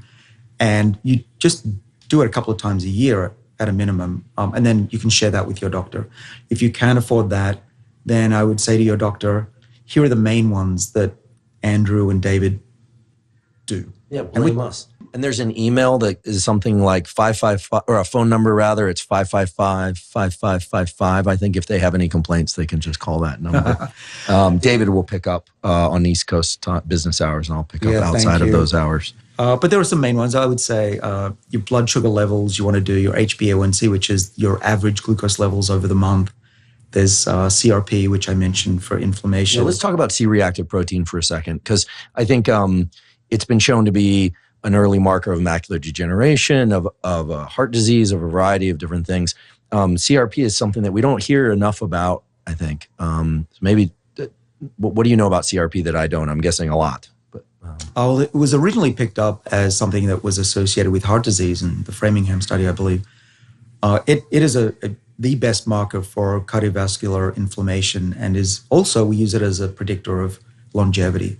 And its levels go up with mortality. And so this is an association, but there's enough data that I would say if you have high levels of CRP, you need to get your levels down quickly. And the levels usually go up with age and with levels of inflammation. So the ways to get it down would be to switch the diet, eat less, try to eat more vegetables. You'll find it will come down. There are also drugs that can do it. Anti-inflammatories can do it as well. But CRP it's actually hCRP. There's a high sensitive or hsCRP. Your doctor will know. Get one of those readings, because if you've got normal blood sugar levels, your doctor, or fasting blood sugar levels, your doctor might say you're fine. But a lot of people have normal blood sugar but have high CRP, which is just as bad for you long term and can predict a future heart attack. Along the lines of heart attack, I want your thoughts on cholesterol and serum cholesterol and dietary cholesterol. I cannot for the life of me get my arms around this literature. And even if I ignore all the essentially nonsense that's out there in various social media groups that's saying cholesterol is the worst thing in the world, or cholesterol is not, or dietary cholesterol has nothing to do with serum cholesterol and nothing to do with longevity. I can't seem to sort through the very basic data that essentially ask, is having high levels of LDL going to kill me earlier? Should I be striving to always reduce LDL and increase HDL? Is that a reasonable goal? And if so, is dietary cholesterol the primary determinant of that? And just as a final point about this, I am aware of quite good data that shows that anorexics, people that essentially eat no food unless you force them to, can often have very high LDL. So their dietary cholesterol is essentially zero, and so they're manufacturing a lot of their own. So realize this isn't your primary area of expertise, but you're a smart guy. You think about this kind of stuff a lot. What do you think is going on with the cholesterol literature, and will we ever get to the bottom of this as a scientific and medical community? Because to me, it is rather perplexing. It is. But you can get through the politics. I know a fair bit about cholesterol because it's in my family history. And I was headed for an early death. My grandmother had a stroke at 30. That's how bad I am in terms of my genetics.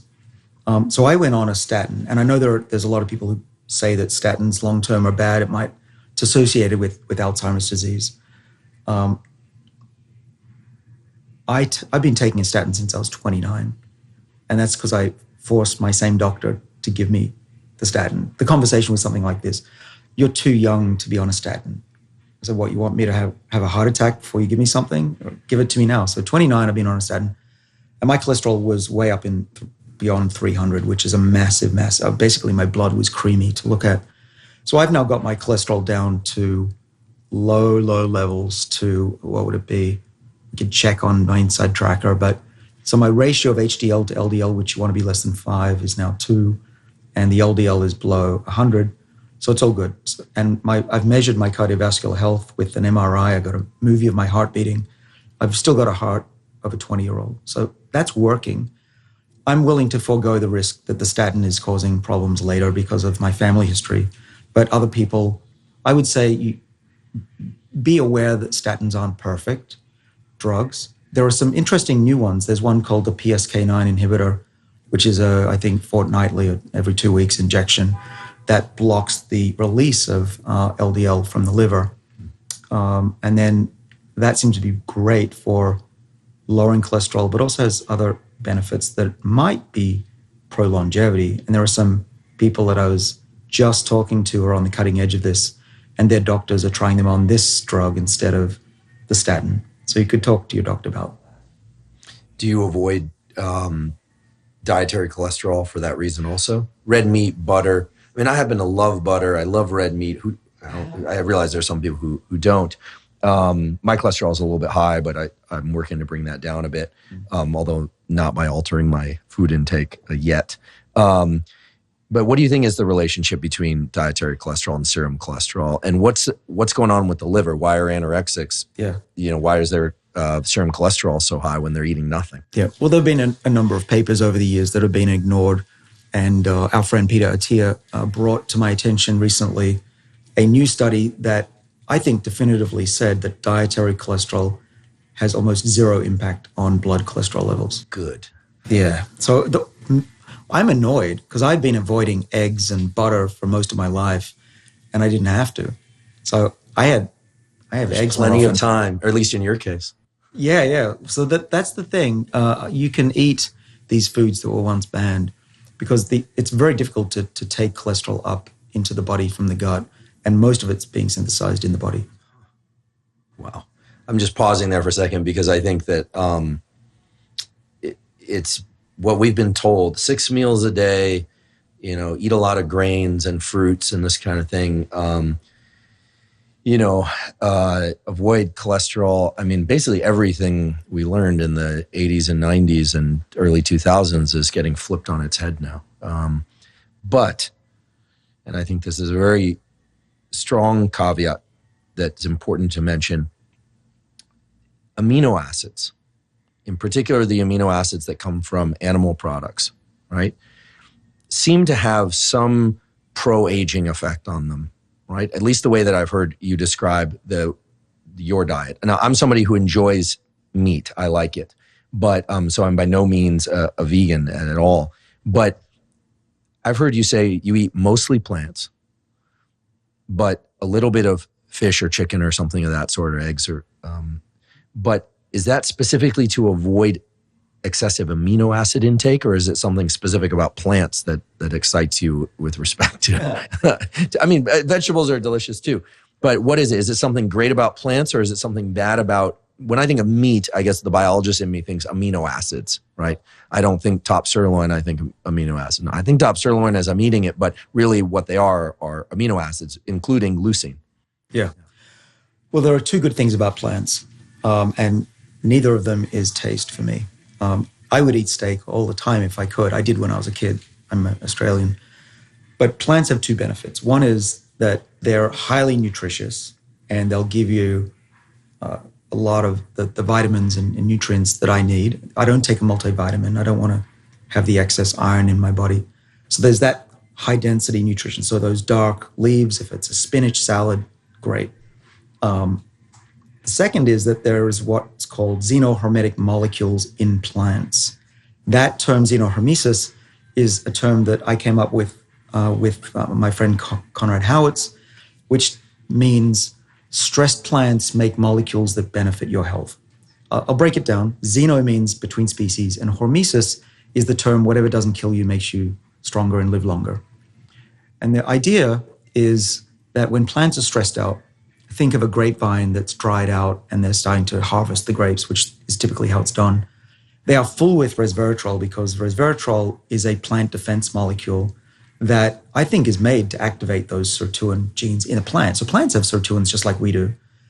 But by purifying or at least concentrating in a light-proof bottle and keeping it out of the air, we stabilize this xenohermetic molecule, or it's a cocktail, not just one. There's others in wine.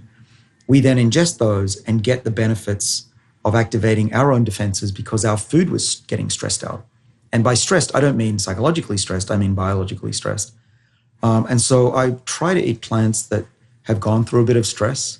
They might be brightly colored, they've had too much sun or got nibbled on by a caterpillar.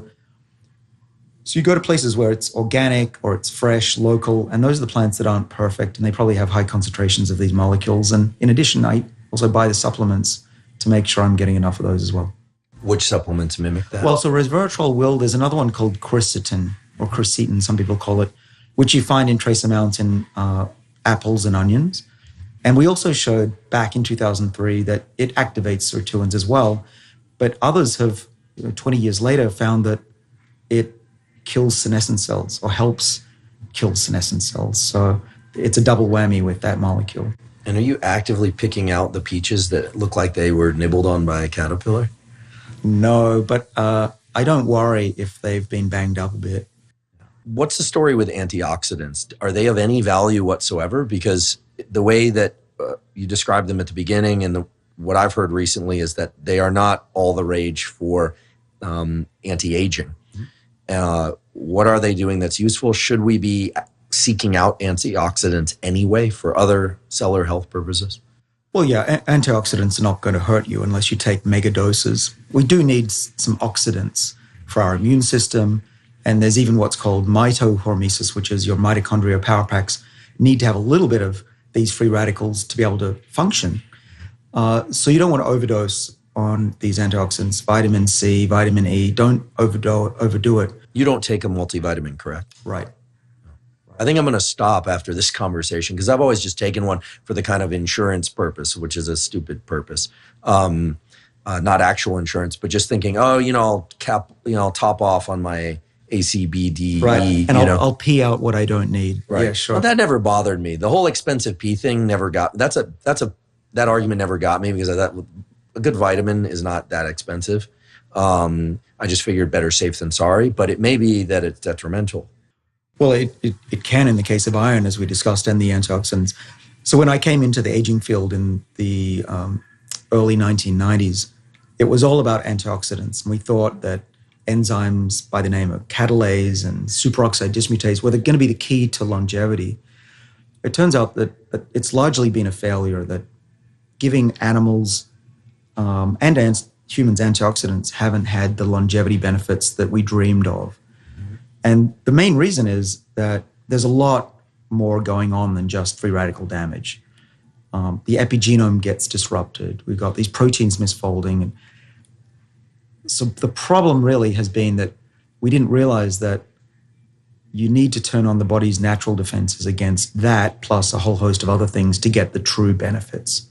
But I'm not going to say it's a problem taking an antioxidant drink. Mm-hmm. Pomegranate juice, for one, is full of good stuff, including xenohermetic molecules. Mm-hmm. But resveratrol is a good case in point, which is when I worked on resveratrol as a longevity molecule, first we showed it in yeast and worms and flies and mice. Before that, it was thought that resveratrol was good for your heart in red wine when you drink red wine because it's an antioxidant. So then we showed that it extended the lifespan of yeast cells through this genetic pathway, the sirtuins. And we then tested whether resveratrol, if we changed one atom to make it not an antioxidant, guess what? It still worked fine. So it wasn't its antioxidant activity that was extending lifespan. It was its ability to turn on the yeast's defenses against aging. Conversely, when we gave the yeast antioxidants, they lived shorter. So yeah, that was the beginning of my transformation into thinking, turn on the body's defenses, don't give it the antioxidants. This is an opportunity for me to say something that I've been wanting to say for a long time, which is that what's so wonderful about science is that because the goal is mechanism, you can really start to understand, as you just described, what actually mediates a process is very different than what modulates a process. I mean, if a fire alarm goes off in the building right now, it's going to modulate our attention. But that doesn't mean that it controls our attention. It's not mechanistically relevant.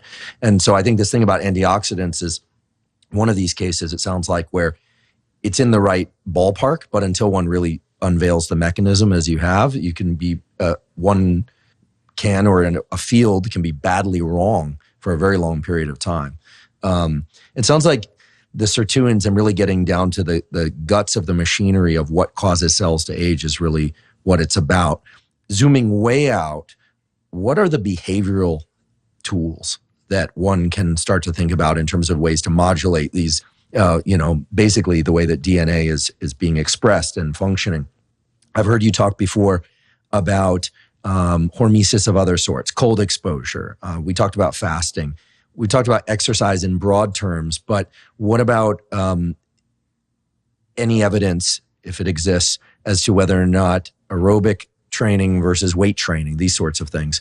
In other words, what are the sorts of things that people can do to improve the sirtuin pathway? And I realize that there are caveats. We can't go directly from a behavior to sirtuins, but in the general theme, what can people do? What do you do? Right. Well, we know that aerobic exercise in mice and rats raises their NAD levels, and their levels of SIRT, one of the genes goes up, two actually, number 1 and number 3. What we don't know yet is what type of exercise is optimal to get them to change. We will learn. We're doing work.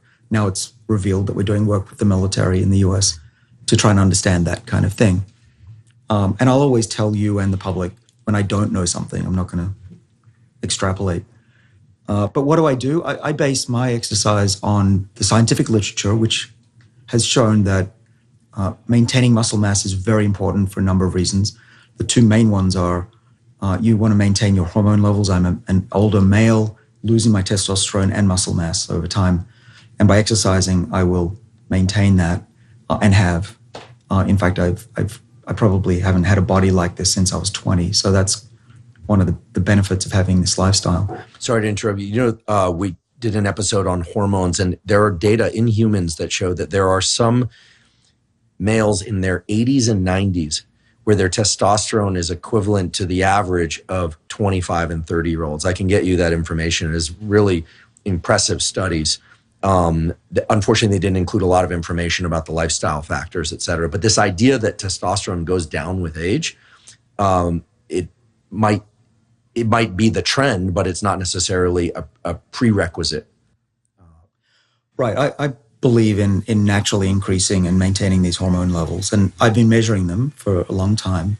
And I could see, for me, my testosterone levels were going down. And then you got tenure and they went back up again.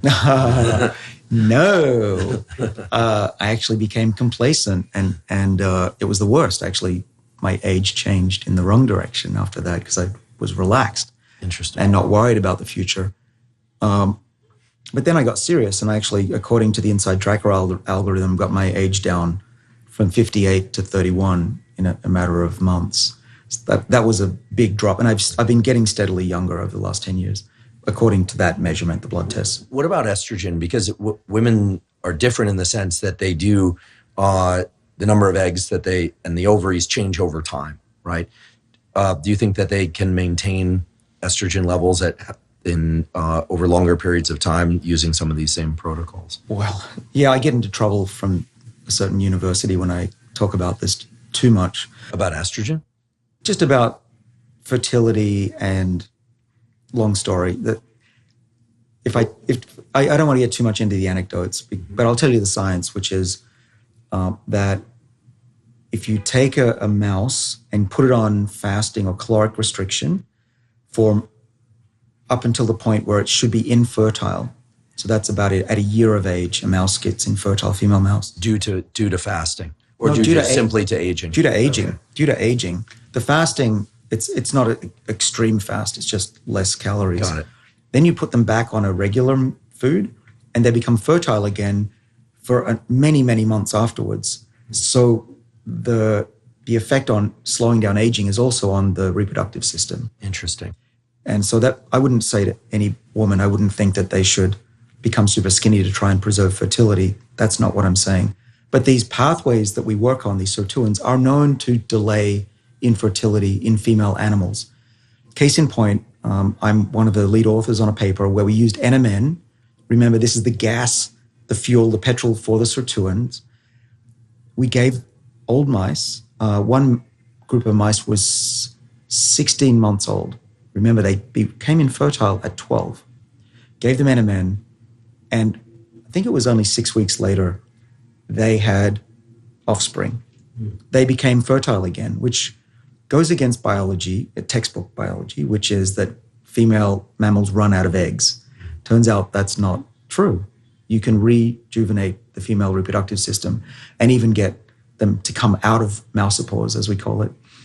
So that's a whole new paradigm in biology as well. That's super interesting. Sorry to interrupt you, but I'm reminded by a set of studies that were done by your former colleagues, because they're no longer there, David Hubel and Torrance and Wiesel, my scientific great-grandparents, won the Nobel Prize for discovering what are called critical periods, this phase of early development when the brain is extremely plastic.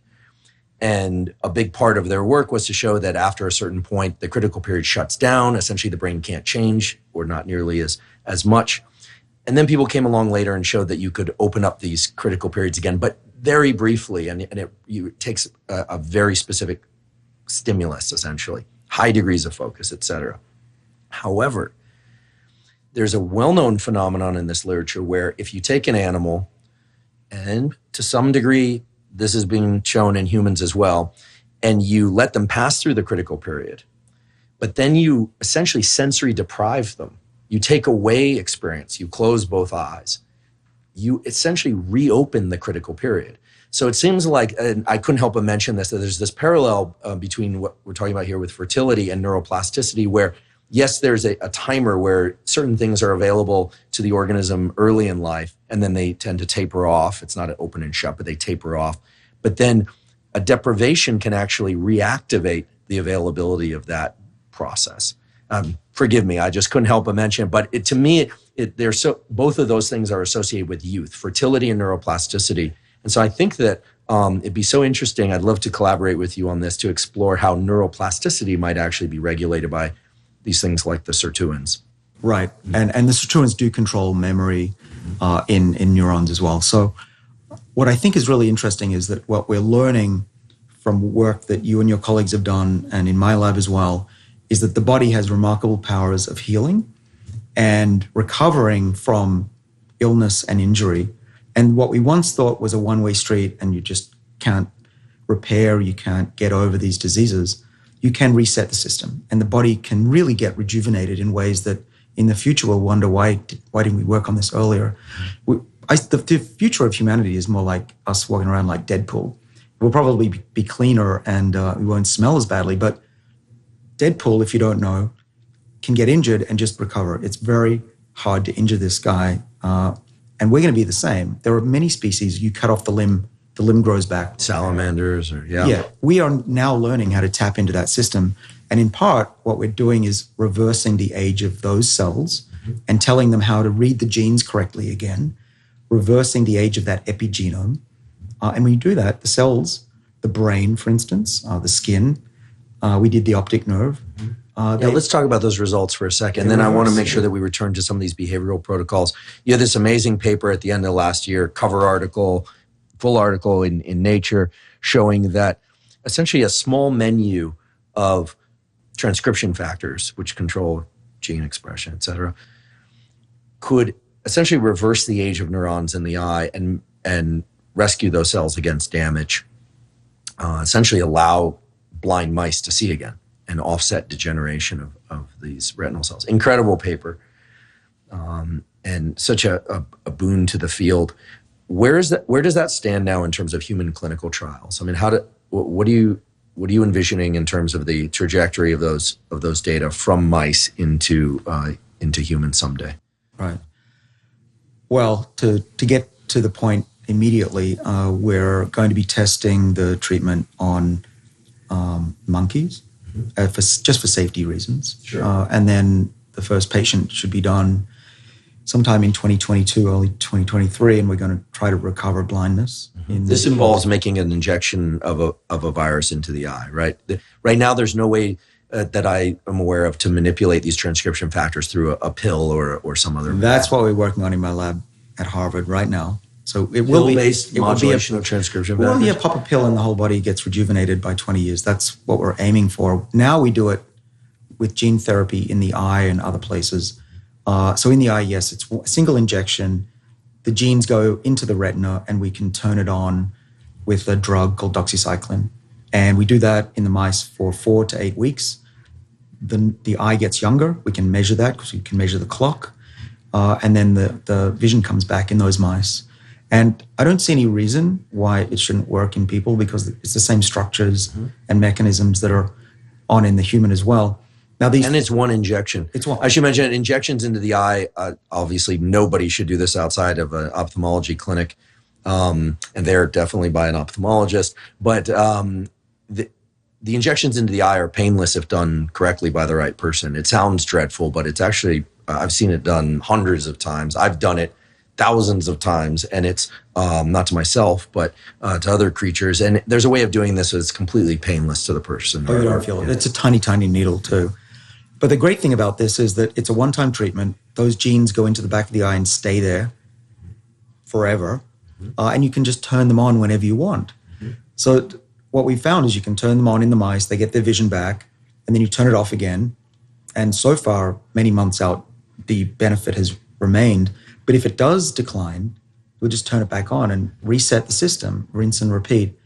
So one day, what's exciting is that we could potentially do this across the entire body and just take this antibiotic every 5 years and go back time and time again. In thinking about the body and what's going on under the hood, I'm amazed still that there isn't a simple, affordable technology that would allow me to just look into my body and see whether or not there are any tumors growing anywhere. I mean, it's not that hard to look into the body.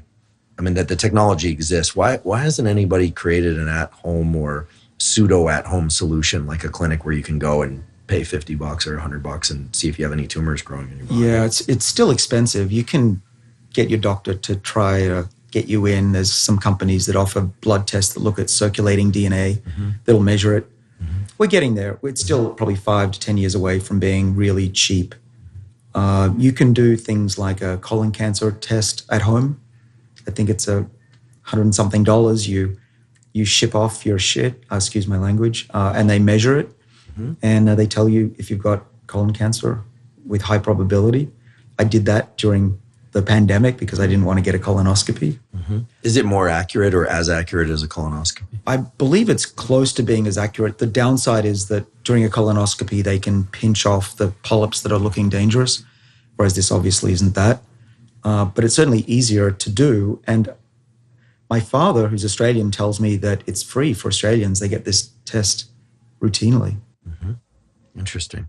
I want to return to the topic that I took us away from, so I apologize, which is behavioral protocols. Do you regularly do the cold shower thing, ice baths, cold water swims? Are you into that whole biz? Well, you do know that I've done it at least once because we did it together. That's right. Not the same bath, just to be very clear. Same sauna, different ice bath. The idea of Sinclair and Huberman taking an ice bath together is, it might warm some people's hearts, but just to be very clear, same ice bath, different times. Yeah. Thank you for clarifying. Yeah. I don't do them regularly. I do try to sleep cool. I sleep better anyway. I try to dress without a lot of warm clothes. I'm here in a t-shirt.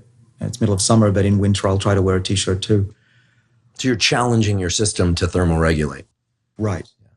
I've got this hypothesis with Ray Cronus. We published what's called the metabolic winter hypothesis, which is a few tens of thousands of years ago, we were either hungry or cold or both, and we rarely experience that now.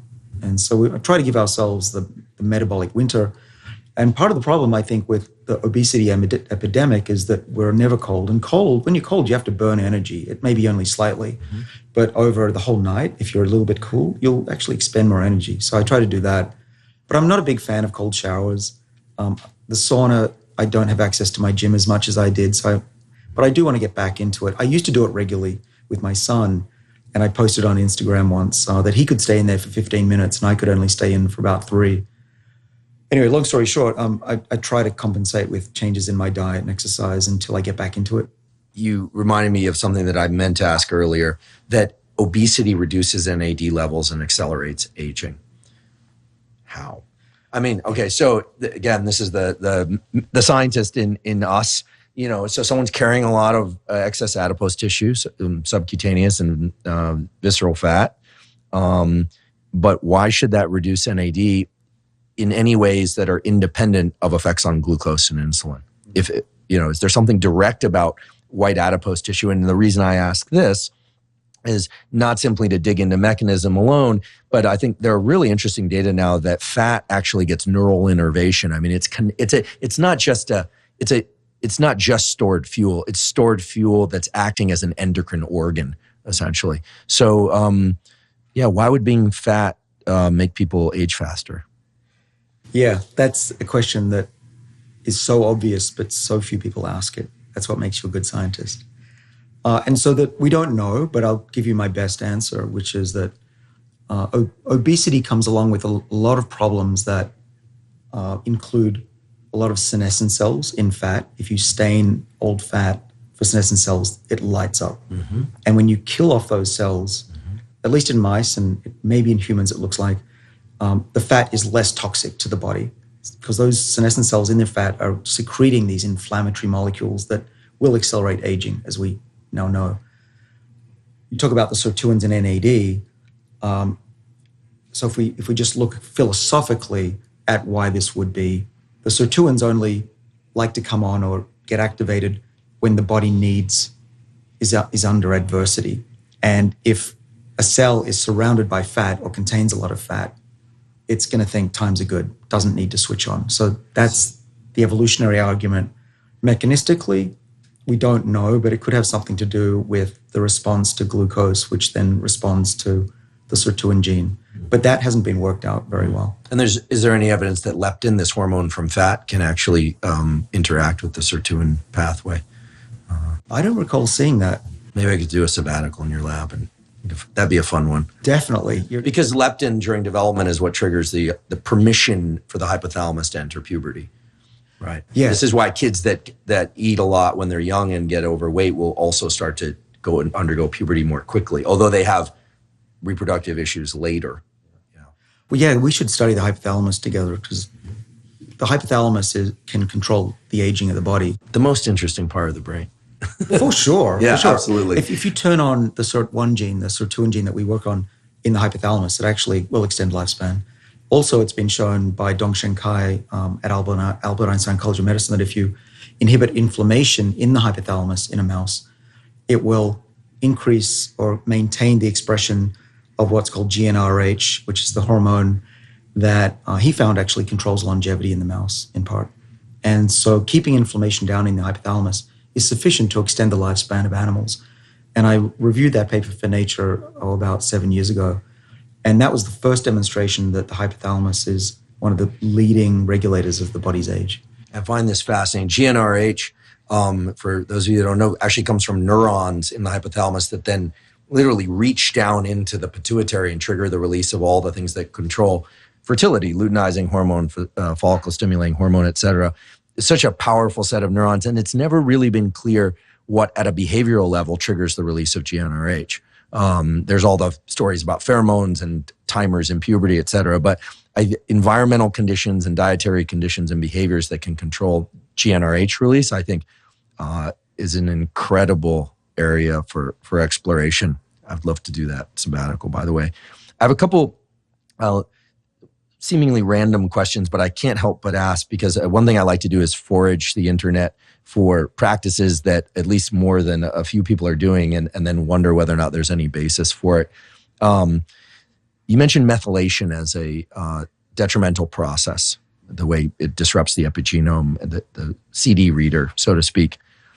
There are people out there who are ingesting methylene blue. And when I was a kid, I used methylene blue to clean my fish tank. And I love fish tanks. I know you're into aquaria also. A different podcast episode, we'll talk about aquaria. But why in the world would people ingest methylene blue? Meaning, is their logic correct? And or is that a dangerous practice? I'm not sure I'd want to ingest methylene blue. Sounds not like a bad thing to do. It stains your body. You've seen. Yeah, when we would. Blue. Yeah, there was someone in my lab as a postdoc was using it to study a completely different process related to the blood-brain barrier, and he used to inject it into animals, and they would turn blue. But then again, people ingest colloid silver. You know, they'll put in there's this. Please, people, don't do this, or if you do, just don't tell me because I won't like it. People put it in their eyes, and some people actually stain their skin. They actually become kind of this silver, purple, brown color if they do it excessively. I mean, there's a lot of crazy stuff out there. But what do you think they're thinking with this methylene blue thing, or should we just get them to a good psychiatrist? I don't know for sure. I think methylene blue was found to extend the lifespan of some lower organism, and that's where it came from.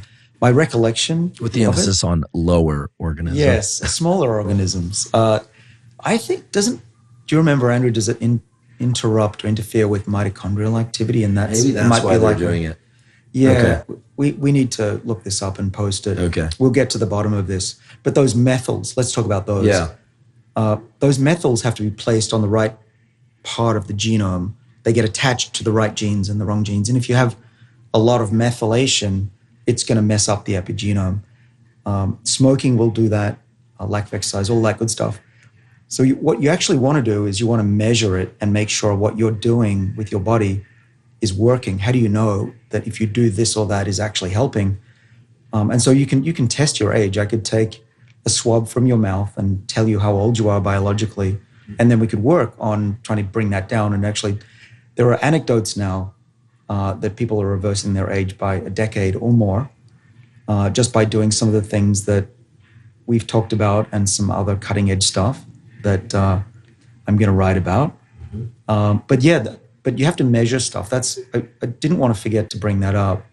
I'm measuring stuff all the time. I have blood tests like you. I've got this monitor that's stuck to my chest right now that's measuring myself 1,000 times a second, and I measure my biological age. What's it measuring 1,000 times a second? A huge host of things? Yeah. So this little device is stuck here, and it's for 2 weeks.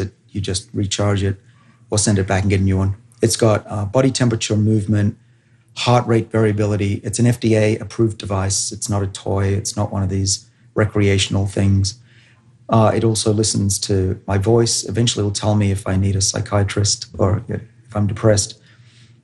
It will tell me how I sleep, obviously. But when you put all that data together and it's individualized and anonymized, it can now tell my doctor in real time if I've got a cold that needs an antibiotic or it's just a virus, if I am suffering from COVID-19, or even if I'm going to have a heart attack next week. And so these little devices are going to be with us all the time instead of going to your doctor once a year, which is ludicrous. I have to ask you about x-rays, because every time I go through the scanner at the airport, I think Sinclair would never do this. And the argument I heard you give about this before was a really excellent one, which is that, it's a low-level amount of radiation going through at the airport, but the argument is always, well, it's just as much as on the plane. And your counter-argument, I should say, was, well, then why would I want to do both, right? So when you go to the airport, assuming you're not running late and you have to go through the standard line, what do you say to them? And do you say, I'm David Sinclair? And then they shuttle you to your own line? What do you say? You do say, I don't like this thing. Do you have to give them a reason? No, you don't. You can say, I don't want this, and they'll get annoyed because it's hard for them to pat you down. But you get a pat down and you're done. As long as you're not in a hurry, it's fine. If you want to pay for the TSA pre in America or the way to get around those scanners, you can do that. So I travel a lot, so it's worth it anyway. But I just go through the metal detector. I don't get scanned. And the metal detector doesn't have the same problem. And what about x-rays at the dentist? Yeah. Well, one x-ray is not going to kill you. 2's not going to kill you. But I'd 3 will kill you. Yeah. No, I'm just kidding. I try to limit it because it's cumulative. Right. And I went for 6 years without having a dental x-ray. And then my last visit, I just gave up. I was tired of arguing with my dentist. So they gave me one. But they've got lead coats on and they put lead all over your body. That's telling you something right there. And funnily enough, my teeth hadn't changed. Now, you could balance that by saying, well, 1 x-ray, 2 x-rays, 3 x-rays is worth it if I have cavities. And that's true. You want to know what's in there. But doing it regularly, for me, I don't think was worth it because my teeth are in perfect health and have always been. Don't have any cavities. Didn't have braces. They're fine. So stop scanning me. I mean, I know you have to pay for the machine, but, do I have a choice? Yes. So stop pressuring me. Who shared your sentiments about x-rays and the dentist in general, my apologies to the dentists out there, was the great physicist Richard Feynman. This is a story about him that's not especially well known, but he had very serious concerns, health concerns about x-rays because he understood the physics and he understood enough biology that he was actually quite vocal about his dislike of dental technology and its dangers. And he talked about some of that. People can find that on the internet. if they like. Speaking of people who are like Feynman, who've been engaged in public discourse about science, one of the things that I appreciate about you, in fact, the way that you and I initially came to know one another, is through your public health education efforts. So obviously, we're doing this podcast. You've done the Joe Rogan podcast, Lex Friedman's podcast. Excuse me, Lex. I'm still adjusting that. Lex Friedman podcast, and many other podcasts. You've written an amazing book.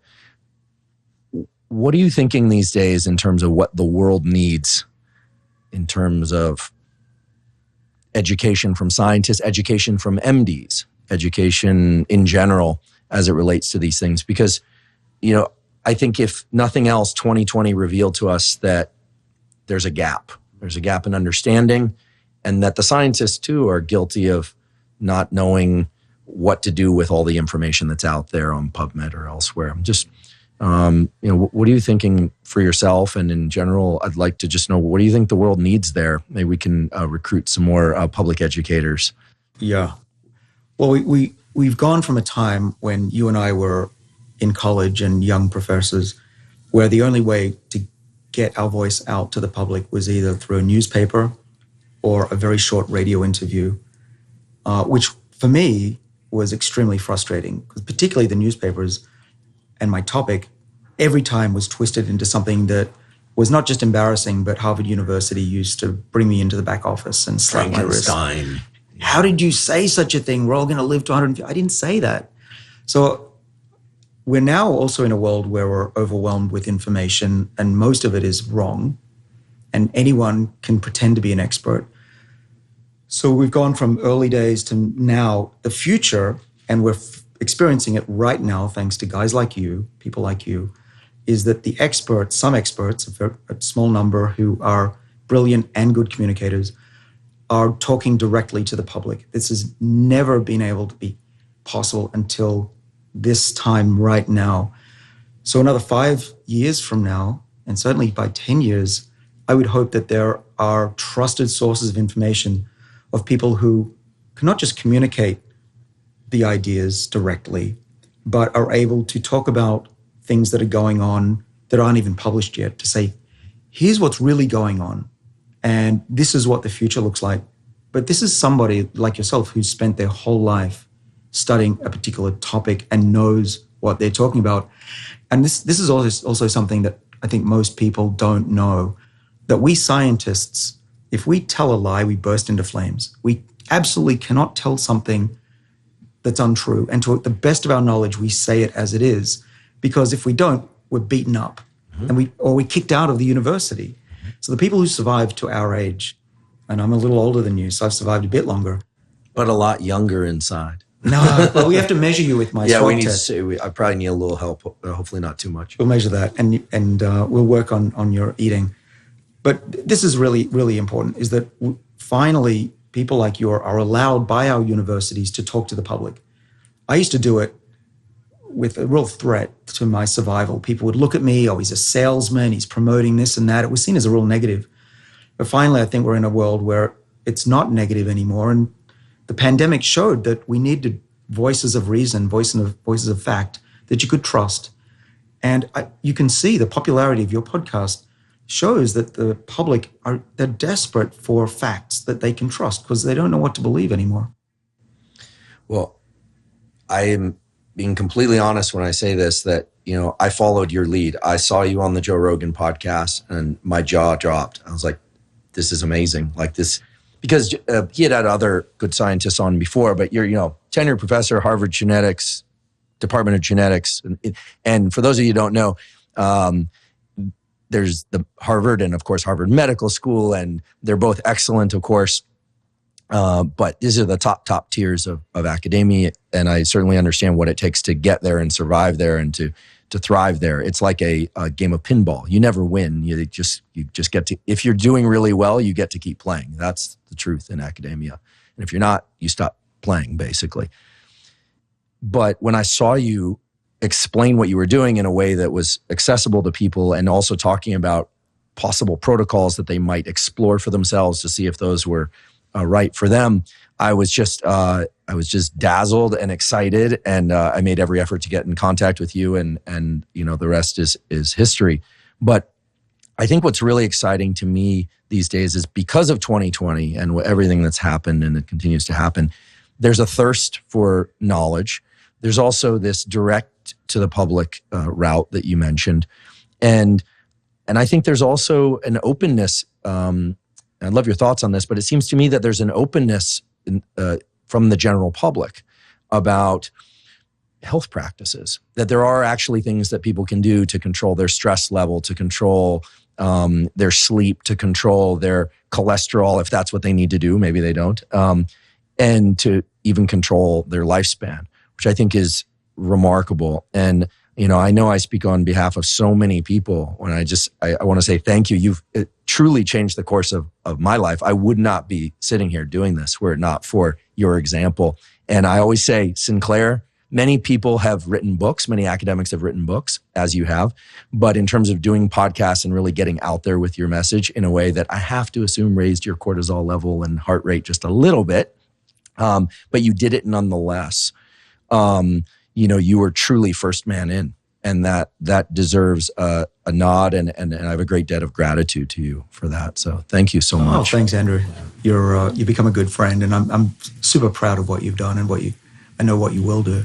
So in addition to your book and your presence on social media, Instagram and Twitter, and appearances on podcasts, recently I've noticed that you've opened up a sort of an email/website that people can access, to get some information about their own health and rates of aging. Tell us about that, and what's being measured, and what is this test that you've been working on secretly, and now soon not so secretly?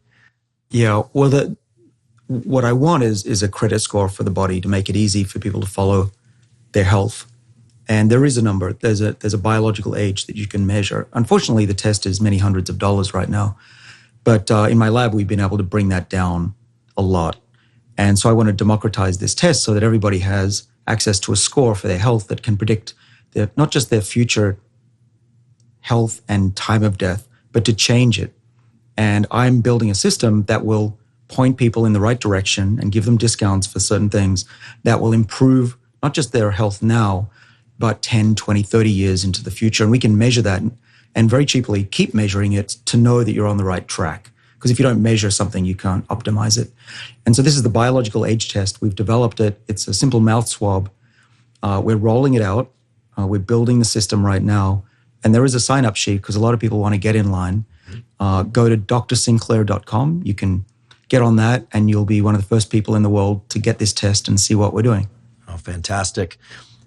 Will people be celebrating their biological age birthdays? In other words, if I'm if I could imagine, so I'm 45 right now, soon to be 46, but if I were to be so lucky as to get my biological age to 35 within 12 months, maybe you can help me do that. Do I get to celebrate a negative birthday? Absolutely. And my plan is that those people who take their age back a year or more, we think we can go back 20 years eventually, they'll get a birthday card from me, and it's a negative birthday card. I love it. And probably very little actual birthday cake being ingested, but who cares, because you're living that much longer. Well, it's full of stevia. That'll be fine.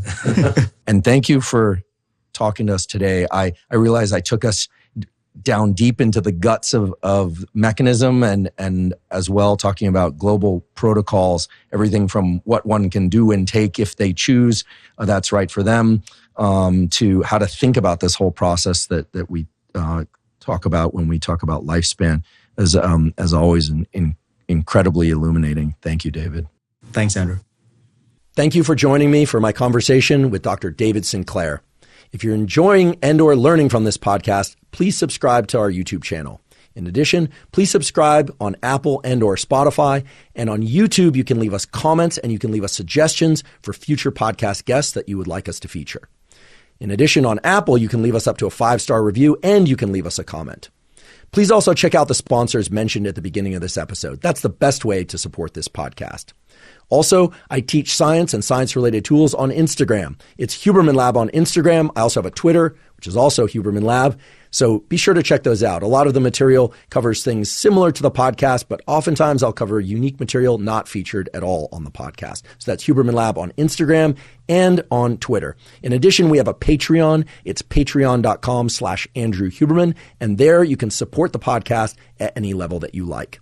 Today, and in many other previous episodes of the Huberman Lab podcast, we discuss supplements. While supplements aren't necessary or right for everybody, many people derive tremendous benefit from supplements. For that reason, we've partnered with Thorne, Thorne, because Thorne supplements are the absolute highest quality and the absolute highest precision, meaning what you see listed on the bottle is what's actually in the bottle, which is not the case for many supplement companies out there. Thorne is one of the partners of the Mayo Clinic and all the major sports teams, and so they really are very trusted, very highest quality. If you want to see the supplements that I personally take, you can go to thorne.com/U/Huberman, and there you'll see the supplements that I take. You can get 20% off any of those supplements, and if you navigate deeper into the Thorne site through that portal, you'll also get 20% off any of the other supplements that Thorne makes. So again, it's Thorne, Thorne.com/U/Huberman to get 20% off any of the supplements that Thorne makes. Also take note that the Lifespan podcast featuring Dr. David Sinclair as a host launches Wednesday, January 5th. You can find the first episode here on the Huberman Lab podcast channel.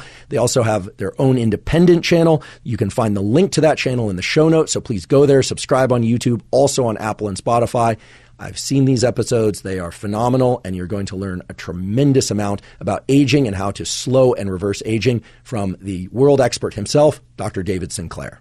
And last, but certainly not least, thank you for your interest in science.